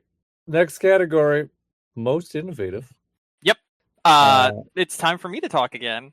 All right, Jerry. Brandon, I didn't realize you were here. Yeah. So most innovative is a game that stands out from the rest for being something different from the usual games on the market. Mm-hmm. So I probably should have put Rhythm Doctor here, but I didn't. I guess it can't win all the categories, so we'll just leave it out of this one. Anyway, most innovative. Huh? I said no, I want to hear more. Okay. Most innovative. Blueprints, which again I've already talked about what makes this one stand out. It's kind of like an escape room with lots of roguelike elements, and where the actual exploration of the world and learning the rules of this game is how you progress in this game, which is very different from many other games. It's almost like a Metroidvania, but it's a puzzle game instead of like an action adventure game, because you are backtracking, but that's through doing another run, and then you just take the information that you've gathered from your previous runs and you use that to progress in your future ones. And I think that's a very interesting way to handle a puzzle game, especially since you don't really see roguelike puzzle games ever. So that's pretty cool. Yeah. Skate Story is on this list because I think it's really fucking cool. It is a game that is like playing a music album, essentially. Legitimately, it's almost like you're playing like a vinyl or some kind of music thing. The music is a very integral part of the gameplay itself, just as much as the skating is as well. This game has skateboarding things, but it's much more akin to something like Skate than it is like Tony Hawk or anything. You skate and solve these different problems to the beat of this soundtrack, but it's very abstract in the way that it works. Sometimes it'll be an open world game, but like in a hub world where you go and do different things.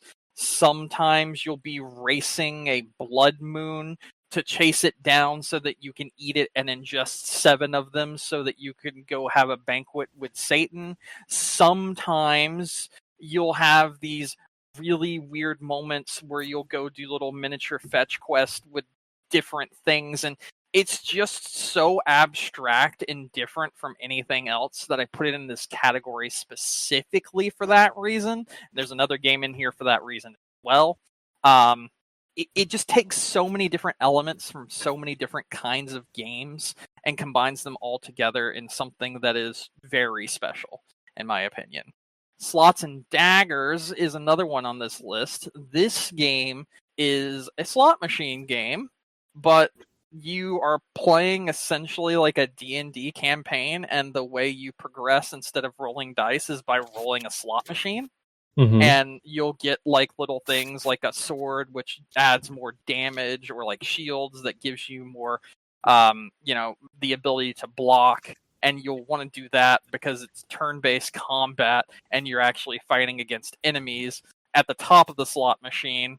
And your roles are how you either attack or block in the game. And you can kind of like spec in to make yourself more of like a tank, so you'll have more shields show up, or make yourself more like damage heavy, so you'll have more swords show up and you'll be able to do more damage. Everything I am mentioning right now, I'm posting in general chat so you guys can see it and understand it a little bit better, because some of these are going to be hard to explain.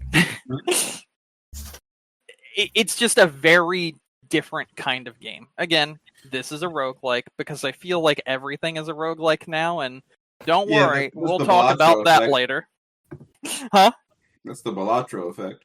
It's the Balatro effect. This is very much so on that level of like Balatro, but I think there was 2 other games that came out this year. One, actually, I don't think it actually released. Clover Pit. Clover Pit did release. So good. But also Raccoon. Raccoon did. Raccoon is one of my favorite games that I would love to put on this list, but I can't because it hasn't released yet, and I've just been testing it. Everybody's trying to catch that Balatro lightning in a bottle. Raccoon does it. It's so good. But we're not talking about that right now. Maybe we'll do that in 2026. Moving on. Rift of the Necrodancer, I've already mentioned what makes this game stand out and different from your usual rhythm games, where every enemy has a different attack pattern that is also to the beat of the song, as well as the little mini games they mix up in between with the different play styles when you're playing through the story mode. Well, that made this stand out quite a bit. Ball Pit, which we're coming back to again. It's not just the fact that it's a roguelike, breakout game. It's also the fact that it has a city builder built into it as well. And the city builder is how you progress your characters. And there are lots of little patterns and different builds that you can make for your cities that legitimately change up the way you play this game. And it kind of has a bit of that oh god, what was that? The Cult of the Lamb vibe to it a bit. But I think this one does it better in the way that it's handled. And I think you can change up a lot of things based on the way you build your city in this game. And that's what really makes it stand out from your other like roguelikes. Because whereas something like Vampire Survivors, you have a little menu that you can go through and you use your money to like buy this, that, and the other and like level up that way. Here, you actually have to have a bit more input with the way that you level your characters and the way you progress in this game. It's not just by beating stages, it's also by building a town and expanding a town in a way that you can use each of the characters that you've unlocked to harvest certain elements and raise their levels, and also raise the levels of different attributes for those characters. I think that's really cool and very different from any other game of this style. And the last one I put on here is ENA Dream Barbecue. And I think it's ENA Dream Barbecue. I'm not 100% sure how it's pronounced. I apologize. This is a game that released and is free to play, and it most reminds me of something like LSD Dream Emulator. And the way that makes this game stand out and just different from other things, other than being like LSD Dream Emulator, which pretty much no game has tried to replicate that since the original inception of that game, is the fact that it's a walking sim, but it's so surreal and there's so many different aspects to this in its actual gameplay and its graphic style that it really just feels like nothing else. There is nothing else I can compare this game to. It's so odd and its world's so different from anything else. And one minute you'll be like walking through a maze that's like the Windows 95 maze, trying to find some like killer that's in these back rooms, and the next minute you'll be talking to a wizard that's an actual guy rotoscoped, sort of like you're looking at a Zelda CDI video. Sometimes you'll talk to children's paintings. Sometimes you're looking for ways to like get to the bathroom, but you can't get there, and there's different like I don't know how to describe this game. It's exploration based, and the exploration and the actual world is so abstract that trying to understand it is what makes it what it is. There's nothing quite like this. And it's really hard to say exactly what it is, but at the end of the day, it is a walking sim, as like, you know, your Dear Esther's, your Firewatch, your those kind of games. But the world and the rules of the world seem to change on a dime, and it makes you almost feel like you're going insane because nothing really makes sense here, and it's just kind of you have to go along with it, and it feels like you're actually playing through someone's dream. And it's not even finished yet, at least to the best of my knowledge, but the first chapter of it was released in 2025, and I don't see how any chapter forward will make this make any more sense. I can only see it going to even more ridiculous lands and making more rules up and trying to explain more things to do with the lore of this world. Apparently, this is based off of some YouTube animation that I have never fucking heard of, but it's just so weird. And it's one of those things that has so many different art styles, different gameplay styles, and different worlds that you go through, where it just hurts my head trying to think about it. But it is so unique and it is so different that I wanted to put it on this list. So. Okay. It's Skate Story, Blueprints, Ball Pit, with Blueprints being the winner here. So, you know what's funny? I technically played Skate Story. You technically played it. Did you play it at MagFest way back when it existed for like 20 minutes and then dropped off the face of the earth? Correct, actually. Yeah, so did three of my friends, and they sent me a video of them playing it while talking to the developer, and they were like, I think you'll really like this game. And then I waited 4 years for it to release. I think I mentioned it to you too, if I remember correctly. You did, but you didn't show me video footage. I didn't take video footage, no. Did not. Yeah, that Skate Story is the closest to something like Sayonara Wild Hearts.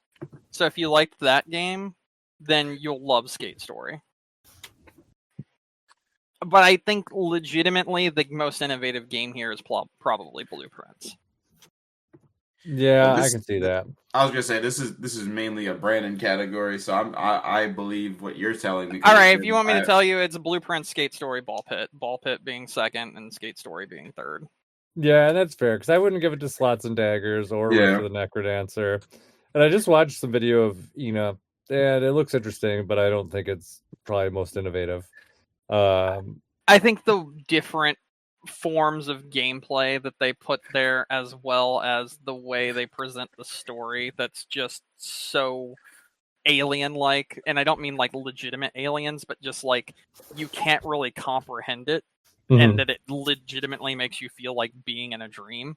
That's the reason why I specifically put it in this category, because there's like only one other game in the world that I've ever played that made me feel like I'm in a dream and I can't comprehend what's going on, and that is LSD Dream Emulator from the PlayStation 1. So I put this here because you don't see these kind of games like any, probably for good reason, but it is, I think, innovative to think so far out of the box with the way you present your world and the rules you make for it, and how they don't make any sense compared to any other game on the market.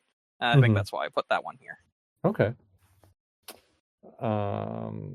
Yeah, that's fair. But you don't feel strongly enough to have it in the top 3 anyways? Nope, I don't. I think it's mostly because it's not finished, technically, like I mentioned. And the next chapter is not even due to come out until we have maybe no idea. This year, if not next year or later. There's nothing. Yeah, this is a passion project by like a small team, and because of that, they're going to take their time with making it. So I don't know when the rest will be out, or what the rest will even look like. So there's that. But yeah, I mean, I think totally reasonable to give it to Blueprints with Runners Up Skate Story and Ball Pet. Yeah, I'm cool with that too. Okay. All right, we will do it then. Most innovative goes to Blueprints, Runners Up Skate Story, and Ball Pet. All right, next category, biggest disappointment. So I think that one has its most very self-sufficient in its explanation. Metroid Prime 4, Pokemon Legends ZA, Mario Party Jamboree TV, Doom: The Dark Ages, Mario Kart World. I do disagree with some of the games on this list, but I will say I'm pretty sure the clear winner is Mario Party Jamboree TV. Yes. Really?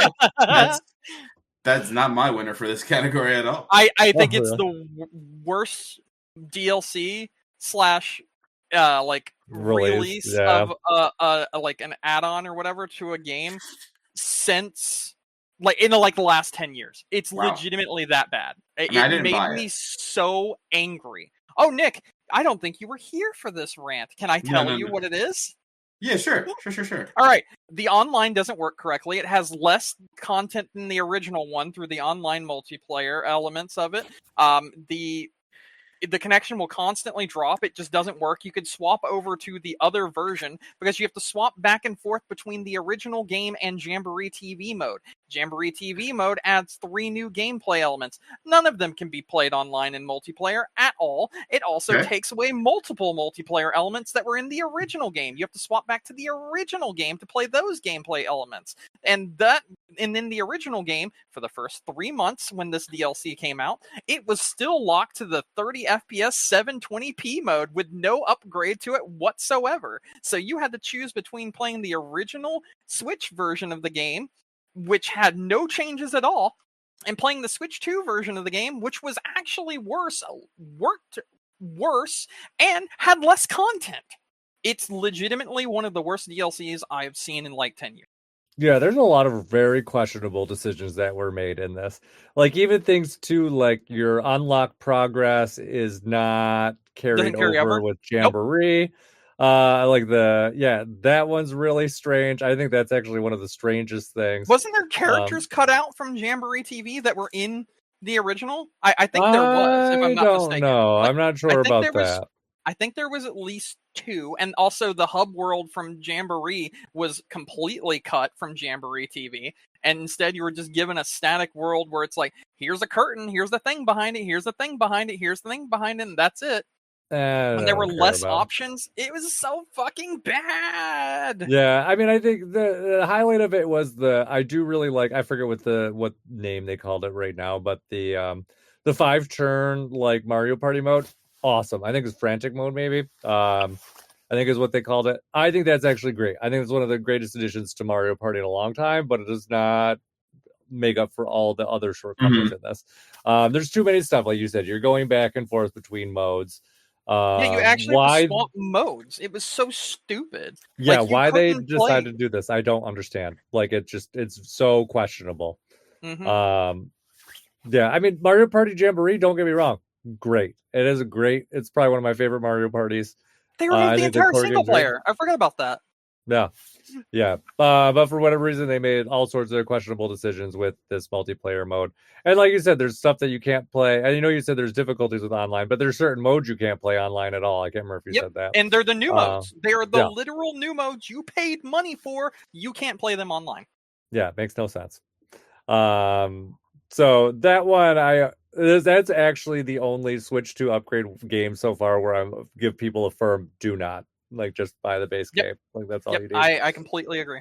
The other ones that are on here, the other games that I have played on here, Pokemon Legends EA, Metroid Prime 4, Mario Kart World, I can see why people may have been disappointed with them. I think that they're all fine. Like, I would not put them in the same level of things that we've previously put in disappointments on here. So that's where my 2 cents are. But I'll let anyone who wants to talk about the other stuff go to town. I got it. Okay. So, okay. I know. I'm gonna yap for another 10 minutes. Give me a second. Ray's like, I'm so tired of talking. Let me talk more. I needed to walk around for a bit so I could not speak. I got really mad and needed to clear my head. Mario Kart World, I legitimately think is a very big disappointment because once the honeymoon period for that game wears off, there is nothing that makes me want to go back to it whatsoever. And I cannot say the same for Mario Kart 8. Like, but that's unfair. The Mario Kart 8, when it came out on the Wii U, you would have said the same thing. Like, I played Mario Kart 8 when it was on the Wii U repeatedly, over and over again, and then I played it even more on the Switch.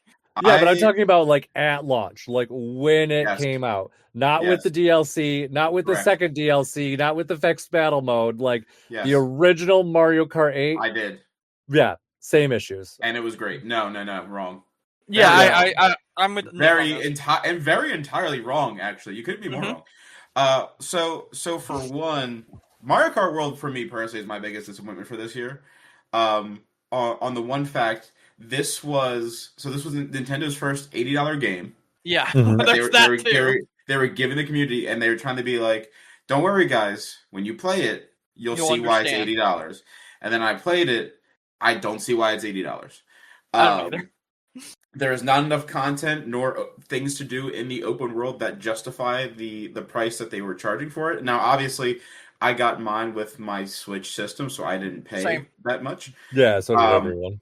Yeah, well, most people. Not my brother. My brother bought it separately because they sold out of the Mario. But the Kart other problem with Mario Kart World is more so Nintendo's doing, and that was the updates that were basically forcing you into the straight line updates tracks that ruined the game even more. It was so bad. So I mean, I played Mario Kart 8 when it was originally out on the Wii U, and back then. That was my favorite Mario Kart game. I have a 24-hour stream of me playing it. I feel the exact same way as you, Nick. I went back to that game multiple times. I would stream that game on like a weekly and monthly checkup basis with friends. That was like my biggest streaming game for a very long time, and I really enjoyed Mario Kart 8. The only issues that I have with Mario Kart 8 towards the tail end of it was the newer DLC that came out that had tracks ripped from Mario Kart Tour. You could very much tell there was a huge shift in quality difference. Not so much in the way it looked, but you could tell this was a track from a mobile phone game. Like, it was not built for a console experience. But you could tell from how it looked for most of the tracks from that game. Maybe not the new ones, like Yoshi's Island. Like, that's a stellar looking track. But some of the other ones, like, they are definitely like textured. I dislike all of the Mario Kart Tour tracks they brought to 8. Honestly, I think none of them are good, and none of them play well. The only one I love is Yoshi's Island. That's the only one. That one's fine, but like the one that's in like the pagoda. Don't care. Hate that one. I hate the Athens the one, snow one. Yeah. They're all bad. The bathtub bathroom one. Don't care. Like, but like that aside. I mean, obviously, too, a lot of Mario Kart 8 now with the DLC is a lot of throwback tracks and things of that nature. Mario Kart World, what it does well is the front-to-back 3-lap racetracks. I think those racetracks are good, but I don't think the what's the mode where you're just driving from track to track in a straight line? What's that? There's Road no trip or whatever it's official called? name for it. People will call them like intermissions or whatever. No, but there's the mode where No, it's Knockout like Tour. Knockout Tour. That's what I was looking for. Oh, okay, I see what you're I saying. don't Right. think Knockout Tour is that good. I think it's I fine. think it's good in small doses. Like, Yeah. legitimately, I think when you're first playing Knockout Tour, it is awesome. And Well- then the cracks start to So show the problem themselves after with a while. Knockout Tour is that Mhm. it's mostly a straight line, and because you have so many racers on the track at one time, it's it's madness. There's all these items being used, all these things being thrown around. I think for me, it completely breaks that experience for me. I think it's too much. That Knockout Tour does to World almost what 200cc did to 8, where it introduces a mode that, well, not Knockout Tour specifically, but the amount of characters that World adds does what 200cc did, which was I think it breaks a core fundamental part of that game, is that game was never supposed to be that fast, and this game was never supposed to have that many racers. And I think that it's worse because of it. But like I said too, the updates that made it worse because they're forcing you into the straight line intermission tracks. They're not allowing you to play just a 4 to 8 cup or 8 track race of just front to back 3 to 4 lap races, whatever it might be. Mhm. Yeah, I do think if I recall, and I honestly I have not played the updates. I just see people talking about them. I think that they have not entirely fixed, but made it much more likely that people can keep selecting like actual 3 race tracks in multiplayer. I do think they walked back some of the original things, but I think overall that update is still like what it's running on, because Nintendo was like, "Oh, you guys are breaking our game and not playing it the way we want you to play it. Fuck you." Well, they did originally, and then I think they almost fully reversed it since then. Mhm. I'm actually kind of curious. I'm gonna look, but you can keep So I was gonna But say, yeah, and then I was gonna say that just my last point of contention with it is, again, they said it was going to cost us amount of money. We got the game, and now we all knew going into it, right? It wasn't going to have the same amount of content that Mario Kart 8 Deluxe did, or even just base Mario Kart 8 did, right? Because all the DLCs and everything that came out, like, obviously bolstered up that game, all the new modes and everything that came out. So I knew out the gate we were going to have less tracks in World than we were in 8. Some people might argue that because you have all these different transition tracks. I don't give a fuck about that. That doesn't count. Yeah. But I just, for the content that they gave us and what they were promising us, I don't think they delivered on that. And I do remember specifically saying, like, before this game came out, because I was fighting for it. I was like, no, wait, let's wait and see till it comes out. If it's not good, you were then very, very much on the side of like, hey, let's give it a chance. Like, even because when I I do talked with believe you. I do believe and that, I was very much someone that said I don't trust them. Like, I which is fair. don't. But I also believe that the internet, because there was a lot of misinformation about Mario Kart World, like the day a lot of the information came out. And I do believe that the internet creates a lot of noise about games without actually giving them a fair shake first. Specifically, like, I'll mention like Mackenzie in Metroid Prime 4. He is not as bad as the internet made him out to be. But so like the same thing kind of happened with World, where all The this desert is though. kind of, what's that? I said the desert is though.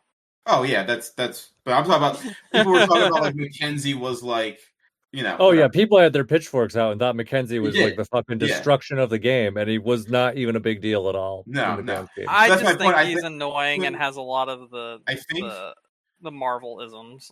I'm for just sure. so tired of it. That's we'll talk about that when we get to that point. Eventually, yeah. My piece though with Mario Kart World was just that I think there was a lot of information thrown. There was a lot of misinformation thrown around. So at first I was like, let's wait until we get it in our hands and see let's see how much it actually costs in the store, because it did not cost $90 or $100. It was $80. Let's see what's actually in the game before we start saying, like, a lot of the stuff that was being thrown around was just kind of like, this is what I see from this trailer, this is what I see from this trailer. I'm like, all right, let's get it in our hands.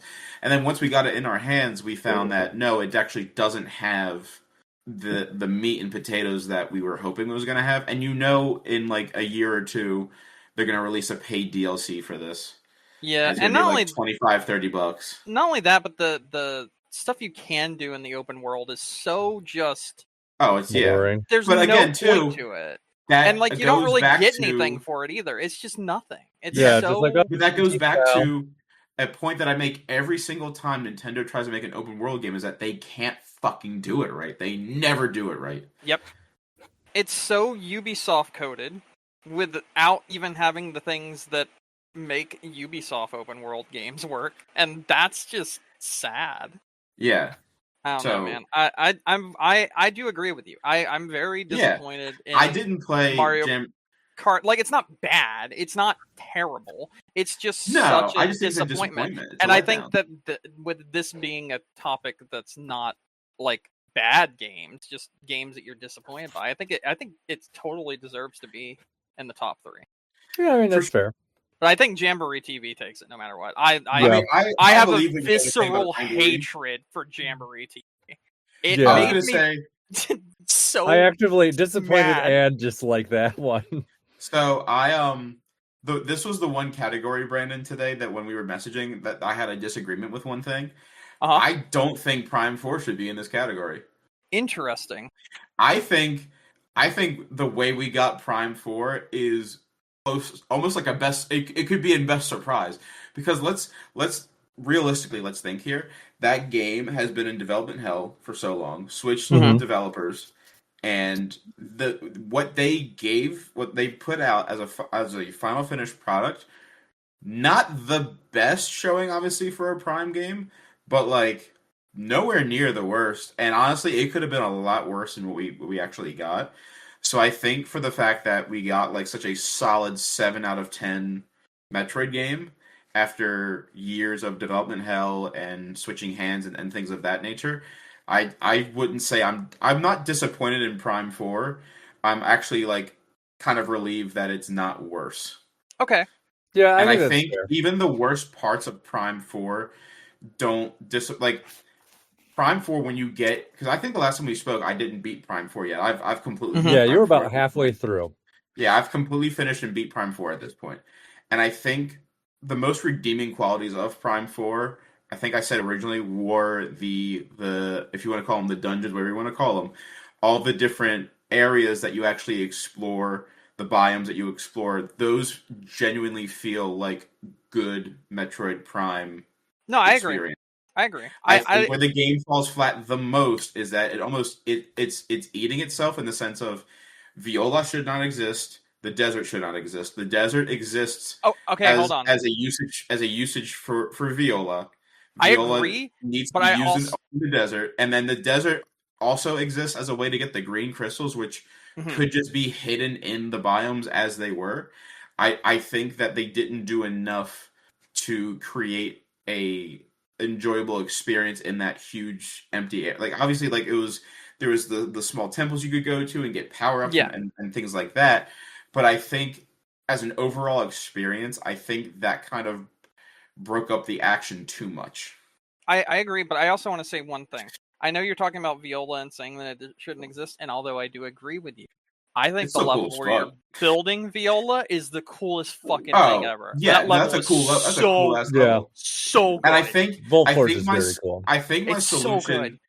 wouldn't be to retool Volt Forge or get rid of Viola as much as it would be you need to make Viola make more sense and need to make more of a usage case for Viola because the desert, other than trotting around getting the green crystals that you need and like finding the random places to get upgrades and whatnot, you don't really get much out of it. So let me run No, something they by really you, need to Nick. combine Viola with like the ship functions from Metroid Prime 3. That would have been Yeah, at least a little more practical. Mhm. Let me run something by you, Nick. Right? for sure. Okay. Yeah, for sure. All right. So let's put a skin over the top of the desert and Viola real quick. All right. We're gonna palette swap and it. grass. We're gonna put a horse. Let's call it Epona. Let's do that. And sure. let's put like a grassy field and let's call it Hyrule. Let's go with Hyrule. Yeah, all right. Yeah. Okay. Yeah. Then you start to see what I'm saying. The open world of this feels like it was made for the N64. It Yes. feels like Hyrule from Yes. Ocarina of Time, and Viola just feels like Epona, and the entire game, when you take that into account, then the different biomes that you go to get the different elements and items that you need to progress feels more like you're just playing Ocarina of Time again. Which Legitimately. explains why I It's don't like so- it. Which explains exactly to a T why I wouldn't like it, because I don't like those games. And I do like it, but I don't like the way it's presented here because No. we've expanded Also, we and shouldn't be using things are just 20-year-old better. game design in Exactly. 20 plus. I guess there are 30 at this. What year did that game come out? I don't Ocarina was wanna at talk least about like it. 96, 97. So 20 yeah, I mean, you're years, talking 30 years. Yeah. yeah, at least Yeah. 25, we'll say. Yeah. All right, I So- do want to read something to you guys for this category because 6 Mhm. months ago I wrote on Reddit how I felt about Jamboree TV. Is anyone interested? Oh in yeah, hearing I have my 3, by the way. I know Jamboree this? TV's gonna take this because you both have a visceral hatred for it. So someone like wrote why everyone's complaining, blah blah blah. People are just misinformed, they don't understand. And all I wrote was, this DLC is awful. You actually lose more content than you gain with it. The person comes back and says, do you care to elaborate? How do you lose more content than you gain? It just adds another side mode. I said, so with the upgrade, Jamboree TV, it scraps multiple modes, including the single-player build and the island mode, the hub world, the 4 mini-game modes, multiple unlocks, the records options, the game cards, and the name menus, to name a few things. Meaning, if you want to play any of those modes that give you substantially more content, you can only do that by switching back to the original Switch version, which has no upgrade. So if I want to play the better content of this game that I paid $20 for, I have to not play this game because it gives me 0 upgrades, whereas Jamboree TV has the 1440p mode and adds the extra frame rate, includes more mouse mini games, 2v2, as well as 5-turn mode. But Nintendo split up the Switch 2 and the original versions of the game. And if you look at what offered with your $20 upgrade that you were paying $80 for if you buy the full Switch 2 version, it's actually far less than you get with the original version of the game because you're still playing the original version of the game. You could go and spend $40 on the original version of the game or $60 on the original version of the game if you buy it digitally and have a better experience than what this $80 version is giving you. Or you can buy this, be completely let down by the extra content, and get 2 extra modes that don't even carry over into the online multiplayer. If that side mode was combined with the original game, I'd agree that you're gaining more content. However, the fact that the 2 games are separate from one another and they have 0 crossover with the base version of Mario Party Jamboree, and it doesn't have any graphics or updates or frame rate updates or mini-game upgrades, the entirety of Jamboree TV is nothing more than a downgrade to the original Mario Party Jamboree that you could pay less money for and have more content.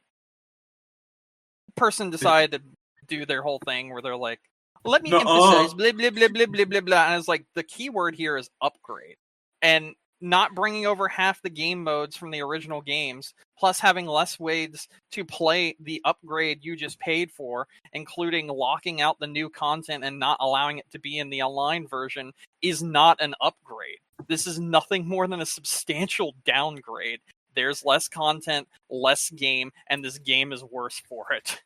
So yeah, that's how I feel about Jamboree TV. I legitimately think it's one of the worst updates that Nintendo has ever put out. And they put out the Pokemon DLC this year, which was literally just cut content from the original, which we have found out now. So yeah, this is still worse. So obviously Jamboree TV is taking 100%. Jamboree TV. My 2 runners up for this category would be both Legend ZA and Mario Kart World. We haven't talked about, I haven't talked to you guys about Legend ZA. Yeah. I don't hate the game. I think it's fun. I think for what it is, it's fine. It's not as good as Legends Arceus. Mm-hmm. And for me, it doesn't live up to what I expect. I guess if you want to call Pokemon Legends like its own series now, Legends Arceus gave a lot more to Pokemon, like with the Hisuian versions of things, and like that game in and of itself is just a lot more fun to me to play. Whereas like ZA's fun, it's enjoyable, but I don't think it feels more like baby's first Pokemon than anything. And like I'd rather play Legends Arceus, but I'll still finish this. It's for what it is. It's fine. I don't think. I think it could have been a lot more, and for whatever reason, it's not. I feel the same way you feel about Metroid Prime 4 with Pokemon Legends ZA. That it's fine. It's fine. And yeah, people it's not overreacted bad. a lot, and I'm not particularly disappointed with the game in general because it's Pokemon and I knew what to expect going in. However, I think Doom: The Dark Ages is dog shit. I was gonna say what was goofy to me about Pokemon is that people were like, "Oh, look at the balconies on the house. They're flat." I'm like, I don't. That was give up. one guy. That was I don't fucking give up. Hawker. No. Brandon. Here's the thing. It's not just one guy. So this is specifically in my friend group.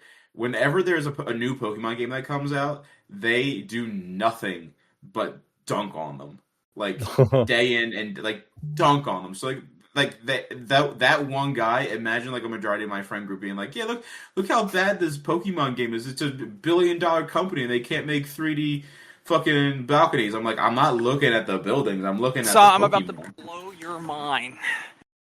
I don't know if you've ever seen the meme where Spider-Man is from the original Spider-Man and he's up in the corner and it says, "That's a nice opinion. Did a YouTuber give it to you?"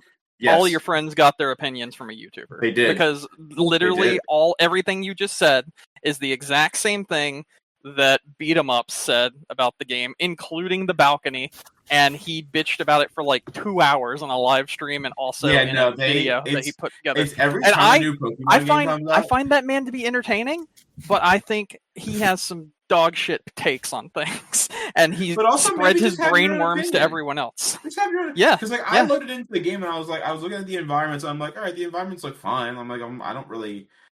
I feel like gamers today, like they'll pop a game in, right, and it's the same people like in real life who they'll walk into a situation and they don't read the fucking room.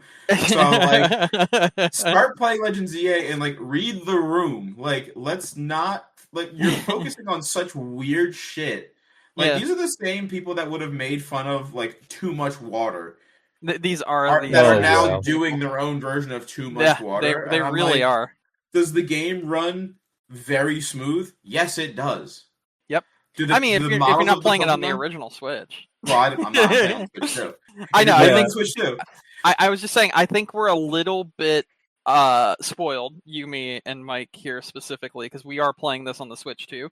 We don't know how it is on the original Switch. So we do have to take that into account. I do know how it is on the Switch. All right, cool. Do tell. My fiance's playing on the Switch 1, and they said it's fine. They play it mostly. Cool. They play it all in handheld mode. And they're like, it's fine. It looks fine. It plays fine. I bought it. So I'm weird. I bought Prime 4 the same way. I bought the Switch 1 versions because I don't need the fucking block of text on the box art. And I just paid for the $10 upgrade for the Switch 2. I bought them using the passes. Yes, that's fine too. Yeah, that's what I ended up doing because I didn't want to pay the full price. But no, I'm playing a Pokemon game that doesn't have pop-in and everything looks like the models look fine and like they're not all janky and like, okay, if the worst thing about this is that the buildings don't have full 3D modeling with like people hanging out, banging their fucking carpets out and like shouting shit at each other in French, whatever. I don't care. Everything that makes it a Pokemon game is fine. It's all good. The battles run good. Yeah, from a technical aspect, it's the best running Pokemon game that they put out in decades. Yeah. Honestly, I agree.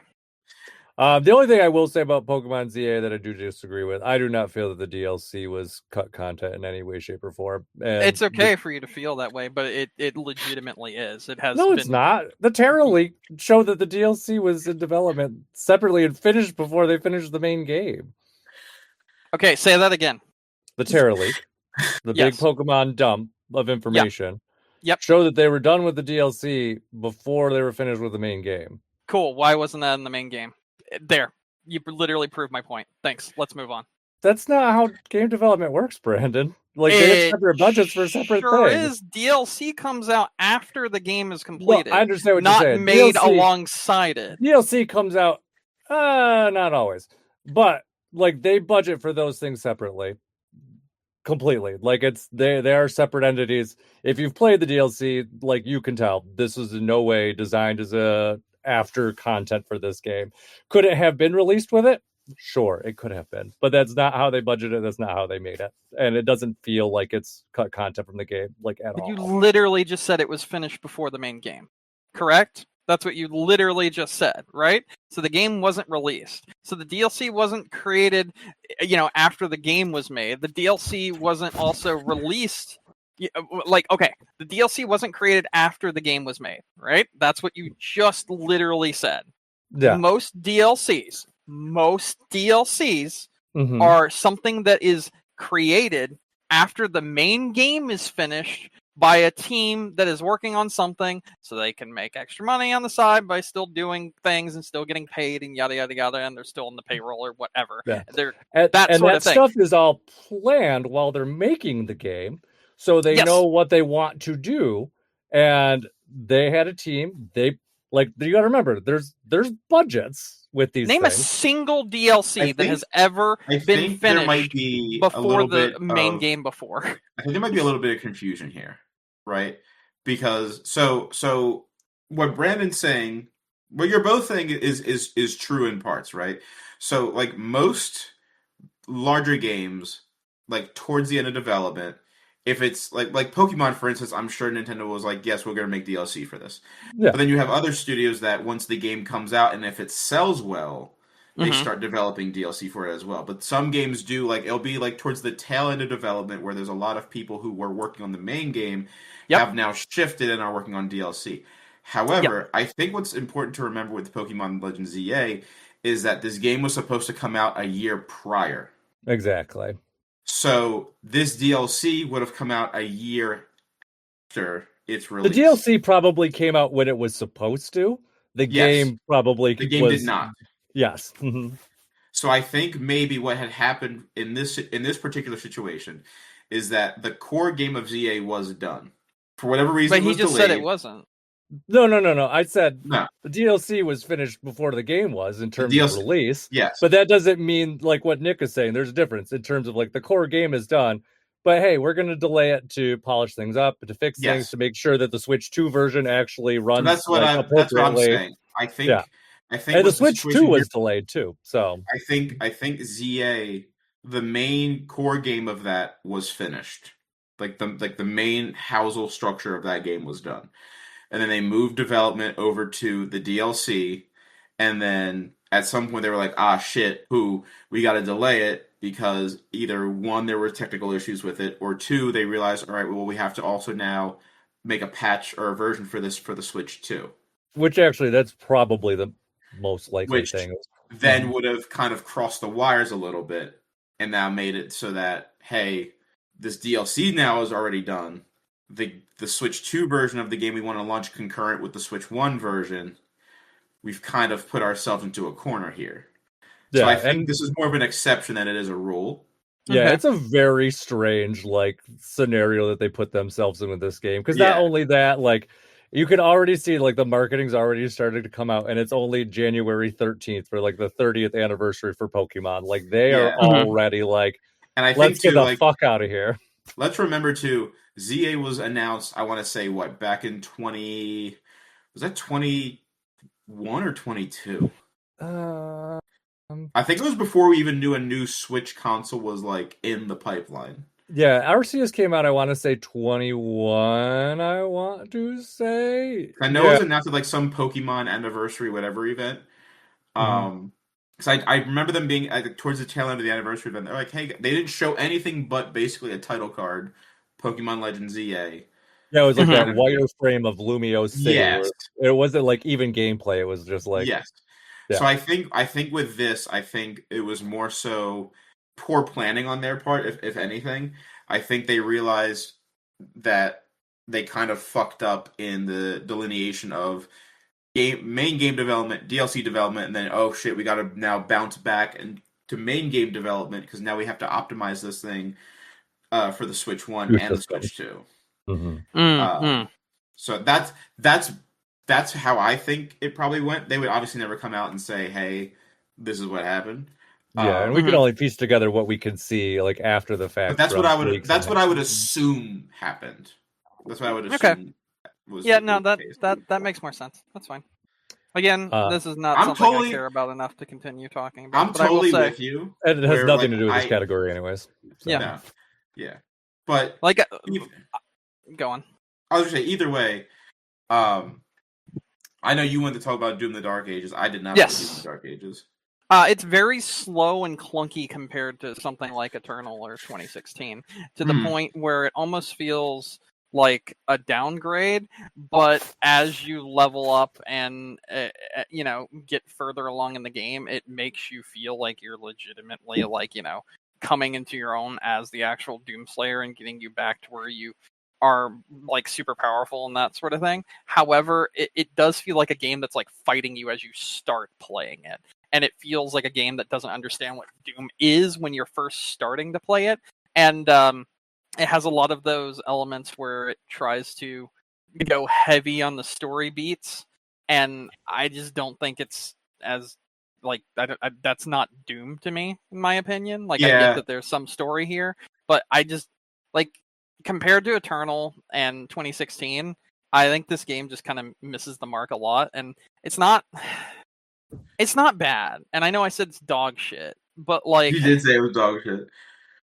from a like playable point of view, it's a good game. It's a fine game. It It's not a Doom just game. doesn't feel like what I played before, and it feels very like reserved and pulled back. And then like there's an entire like chase segment where you're kind of having like a dogfight on a dragon, which sounds cool as fuck, but it's just, what are we doing? I don't know, for man. me, like watching the previews of it and everything, when they kind of like were showing more of like the melee aspects of it, like with the shield and everything, I'm like, I don't think I'm gonna like this. So the Like, melee it kind of feels like aspects you're in a is tank. like it does because you're pretty slow. And I'm like, that's when you're not first that's not starting that's out. not the first 2 games that I played. You're right. But by the end of it, you are a tank, but in like the best way possible. Like you're like speeding through shit and fucking destroying everything. But I think that the way you start out this game is such a detriment to it and just makes it not that fun. And the fact that you do feel like really heavy and really powerful, but at the same time very like clunky somewhat, just adds to the element that just takes me out of enjoying this game. Now, who knows? Maybe I'll look back on this fondly later on and I'll be like, yeah, maybe I just didn't get it when I initially tried playing it. But I put like 8-10 hours into this and I almost finished the entire thing. But by the end of it, I just didn't care and wasn't having fun and just didn't continue it. And I just was very disappointed. Like, it's not a bad game. It's not dog shit, but I'm going to say that it is because I was expecting so much more out of it. You know what I mean? That's fair. Yeah, that's valid. It's like when I've seen a someone lot of says people something's had disappointment with it. yeah, it's like when someone says something's like just mid, but really they just mean like I wasn't happy with the product I got. That's kind of what I mean here. But instead of saying that it was mid, I'm saying it's dog shit. So yeah, my picks are Jamboree TV, Doom, Mario Kart World. Those are my picks. I think ZA and Metroid Prime 4 are like, they're so nothing burgers that I don't really care. That's fine. Yeah, I think I agree with Metroid and Pokemon. I think they're both fine. Nothing wild there. But I don't think either of them disappointed me. Mario Party Jamboree is definitely my winner in this one. And I can totally understand the disappointment in Mario Kart World. So I'm totally on board with that being a runner-up, as well as Doom: The Dark Ages. So yep, those are my picks. I think we all can agree. All right, so let me just wrap up biggest disappointment then. So we are in agreement though, Mario Party Jamboree and with Doom: The Dark Ages. That game. Yep. Okay. That's fine. All right, so biggest disappointment goes to Mario Kart Jamboree with runners-up Doom: The Dark Ages and You said Mario Kart Jamboree? Mario Kart Jamboree. I That's don't so care. Whatever disappointing the about fuck it's Mario. called. Fuck that game. About Mario Party because Fuck that game. I thought Mario Kart Jamboree I thought was pretty fucking good. So I was really excited when they were like, "Oh, we're gonna make some more stuff for it," and I was like, "All right, cool." And then I didn't buy it because I think I heard murmurs of it not being good. Oh, bro, you should just listen to me rant on the podcast the week it came out, bro. I went for like an hour on that shit. I was so angry. Yeah. And to be fair, I don't think it would have been as bad if the modes were all merged together. I agree. That I think is like the most egregious part of it. The fact you have to go They made in and out of so the many different modes. baffling decisions as to how this one worked, and that's the biggest issue. I mean, it's not, it's like I said, unfortunate. if you want to go in and do frantic mode fast, sure, that's fine. But like, it's that's the only high point there. Everything else is just left. So, anyways, fair enough. So that's that. All right, so we'll do the wrap up, and then that's it. So sounds good. Thank you for everyone listening to us tonight. Don't forget you can find us on iTunes, Stitcher, Google, Amazon, YouTube, wherever you get your podcasts. Game-crunch.com has all of our old episodes. And if you want to send us an email, gamecrunchcast@gmail.com. Brandon, any final thoughts? No. I mean, you know what? Yes. I'm going to have a final thought today. My final thought is most of the games that I have listed today and spoke about in excruciating detail, I think I alone spoke for like an hour straight almost. Probably. Please play them if you can. They are so good, and so many people missed things like Blueprints and Rhythm Doctor and Schedule 1 and Ball Pit and Rift of the Necrodancer and Skate Story. So many people either don't know these games exist or just kind of skipped over them because whatever. Please go play these games for yourself. Give them a try. They are very unique, and I mean, there's a lot of people that are like, gaming sucks nowadays. No, you're just playing shit games. So, like, play the ones I suggest and have a better time. Yeah. All right, Nick. I'm gonna try to play one of those games before next time. So hell yeah, brother! All right, that's it. My name is Mike Anastasia. Find me online. I'm Clash Bang with there, or until your I can't even talk. Find me online there, or on your favorite gaming console. And we have more Game of the Year stuff coming up in the next couple weeks, so stay tuned. There will be more stuff, so watch out for that. And until next episode, game on. Game on. Yay.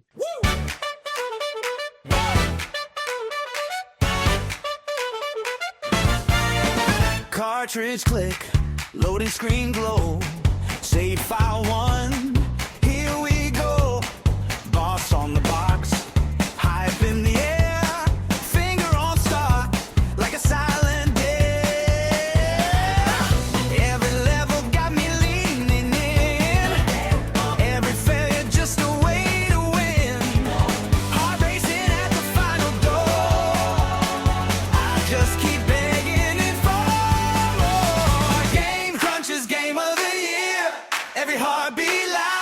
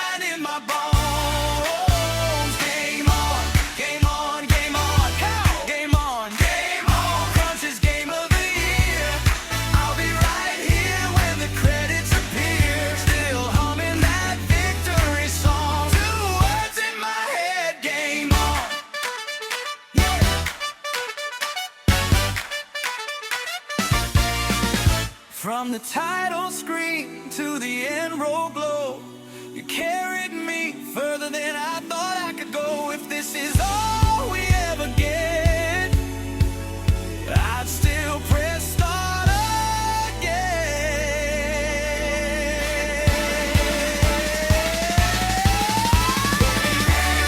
Game of the year, every heartbeat louder than the crowd in my ear. When the last life's hanging on, I hear the tagline in my bones. Game on, game on, game on. Game Crunch's game of the year. I'll be right here when the credits appear. Still humming that victory song. Two words in my head. Game on.